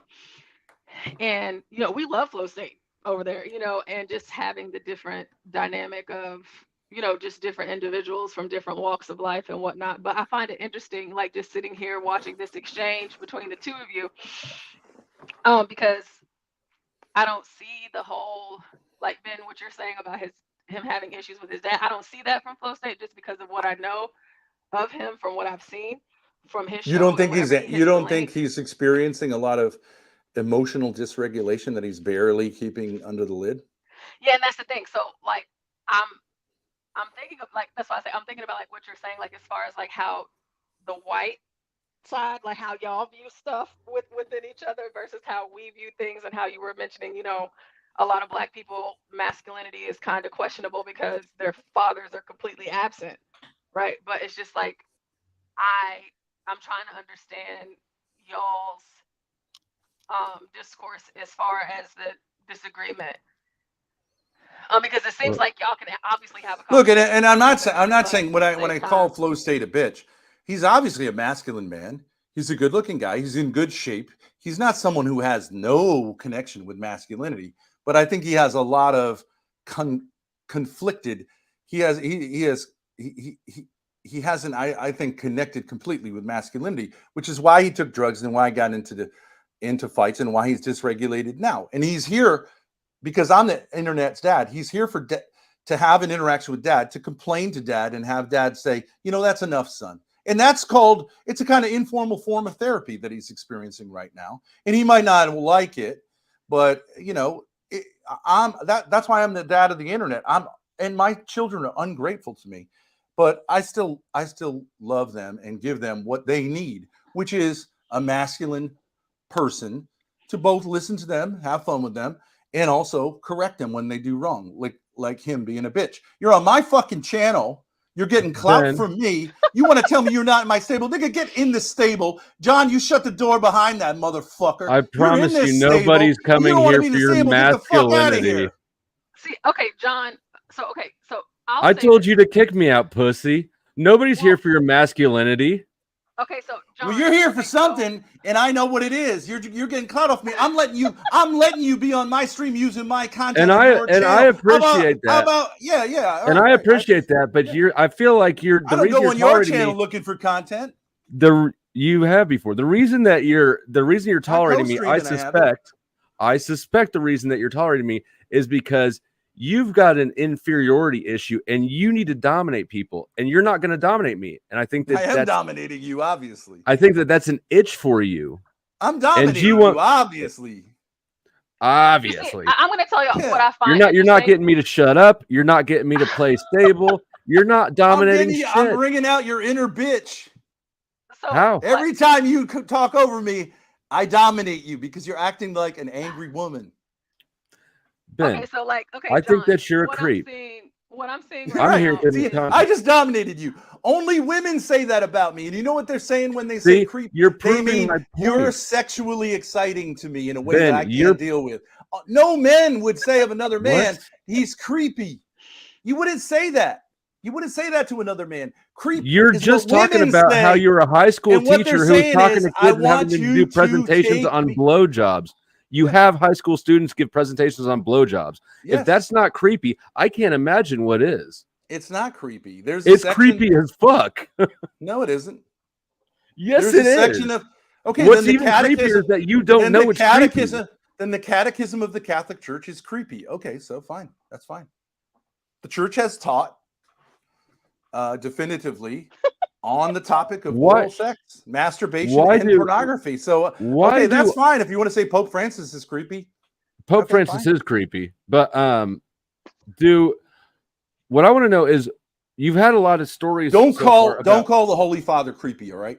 Don't do that. Have some fucking respect. I don't have respect. Get the fuck out of here. He's not creepy. Kick me. He's not creepy. He's creepy. You're creepy. Talking to all your students about their sexuality is creepy. The fact that you bye. Okay, so John, can you hear me? Okay, so what I'm thinking of. Let me tell him down there, get the fuck out of here. Come back when you have some goddamn respect. From the black space, if you will, Angel, what's up? If that's what we want to call, like, CT space, the black space, and then this space being the white space. Yeah. At the very least, y'all can disagree and still have a conversation with each other. And but it is interesting that CT identifies as a white man and I identify as the blackest man on the internet. So it's a little bit, No, but the thing is that, like, y'all, even though y'all disagree, like Flow State, he's restreaming and he has his his followers, and then of course we're over here. But like, if we were on CT's panel, or if you were in another black space, like what you and Flow State just did, like, John, what would it be if this was black folks instead of white? Put your address in the chat, nigga. Right. I'm gonna beat you up. I got it's just crazy. It's like, it's so funny, the dynamic and how different it is between both groups. Because John, should we put Flow State back up again? Should we try again? Yeah, sure. Why not? Because you bring them back up. Black folks ain't doing that. Well, I mean, it's I tell him he should thank me. I should thank him too. It's good content. It's good content. You know what I mean? Like, that's what I'm here for. Conversations. We should, whether we disagree or not, black folks, we should be able to have a dialogue like that, whether we like each other or not. Y'all didn't cuss each other out, or you didn't cuss them out, called him a B word and everything else, and he's still here. Like, black folks, absolutely not. Well, I was actually staying backstage just to stay under his skin. Well, to be fair, Portia, B Brave throws off more people than anyone, and he doesn't let anyone back. I was gonna say Brave. Brave is the only one. Brave he's the one. He's the Portia, I was gonna, we talked about that earlier, and I assumed that it probably was that, the black people, there are certain black people that probably just feel more comfortable, talking the way they would normally want to talk on CT's channel. And they can say the N-word they want to say, But here, they may not feel comfortable saying the N-word around the flow state or something like that, you know? What do you think about that? I don't care if you say it. I'm saying you may not care, but the blacks may, feel, maybe not you, but the people maybe in the comments or something. Yeah, and we've been talking about that all this past, well, not all of it, but with the Lily, I think that was her name, the Lily story. A lot of black folks can't handle that, but that's why I like Brave. He gets on my nerves. He really does. But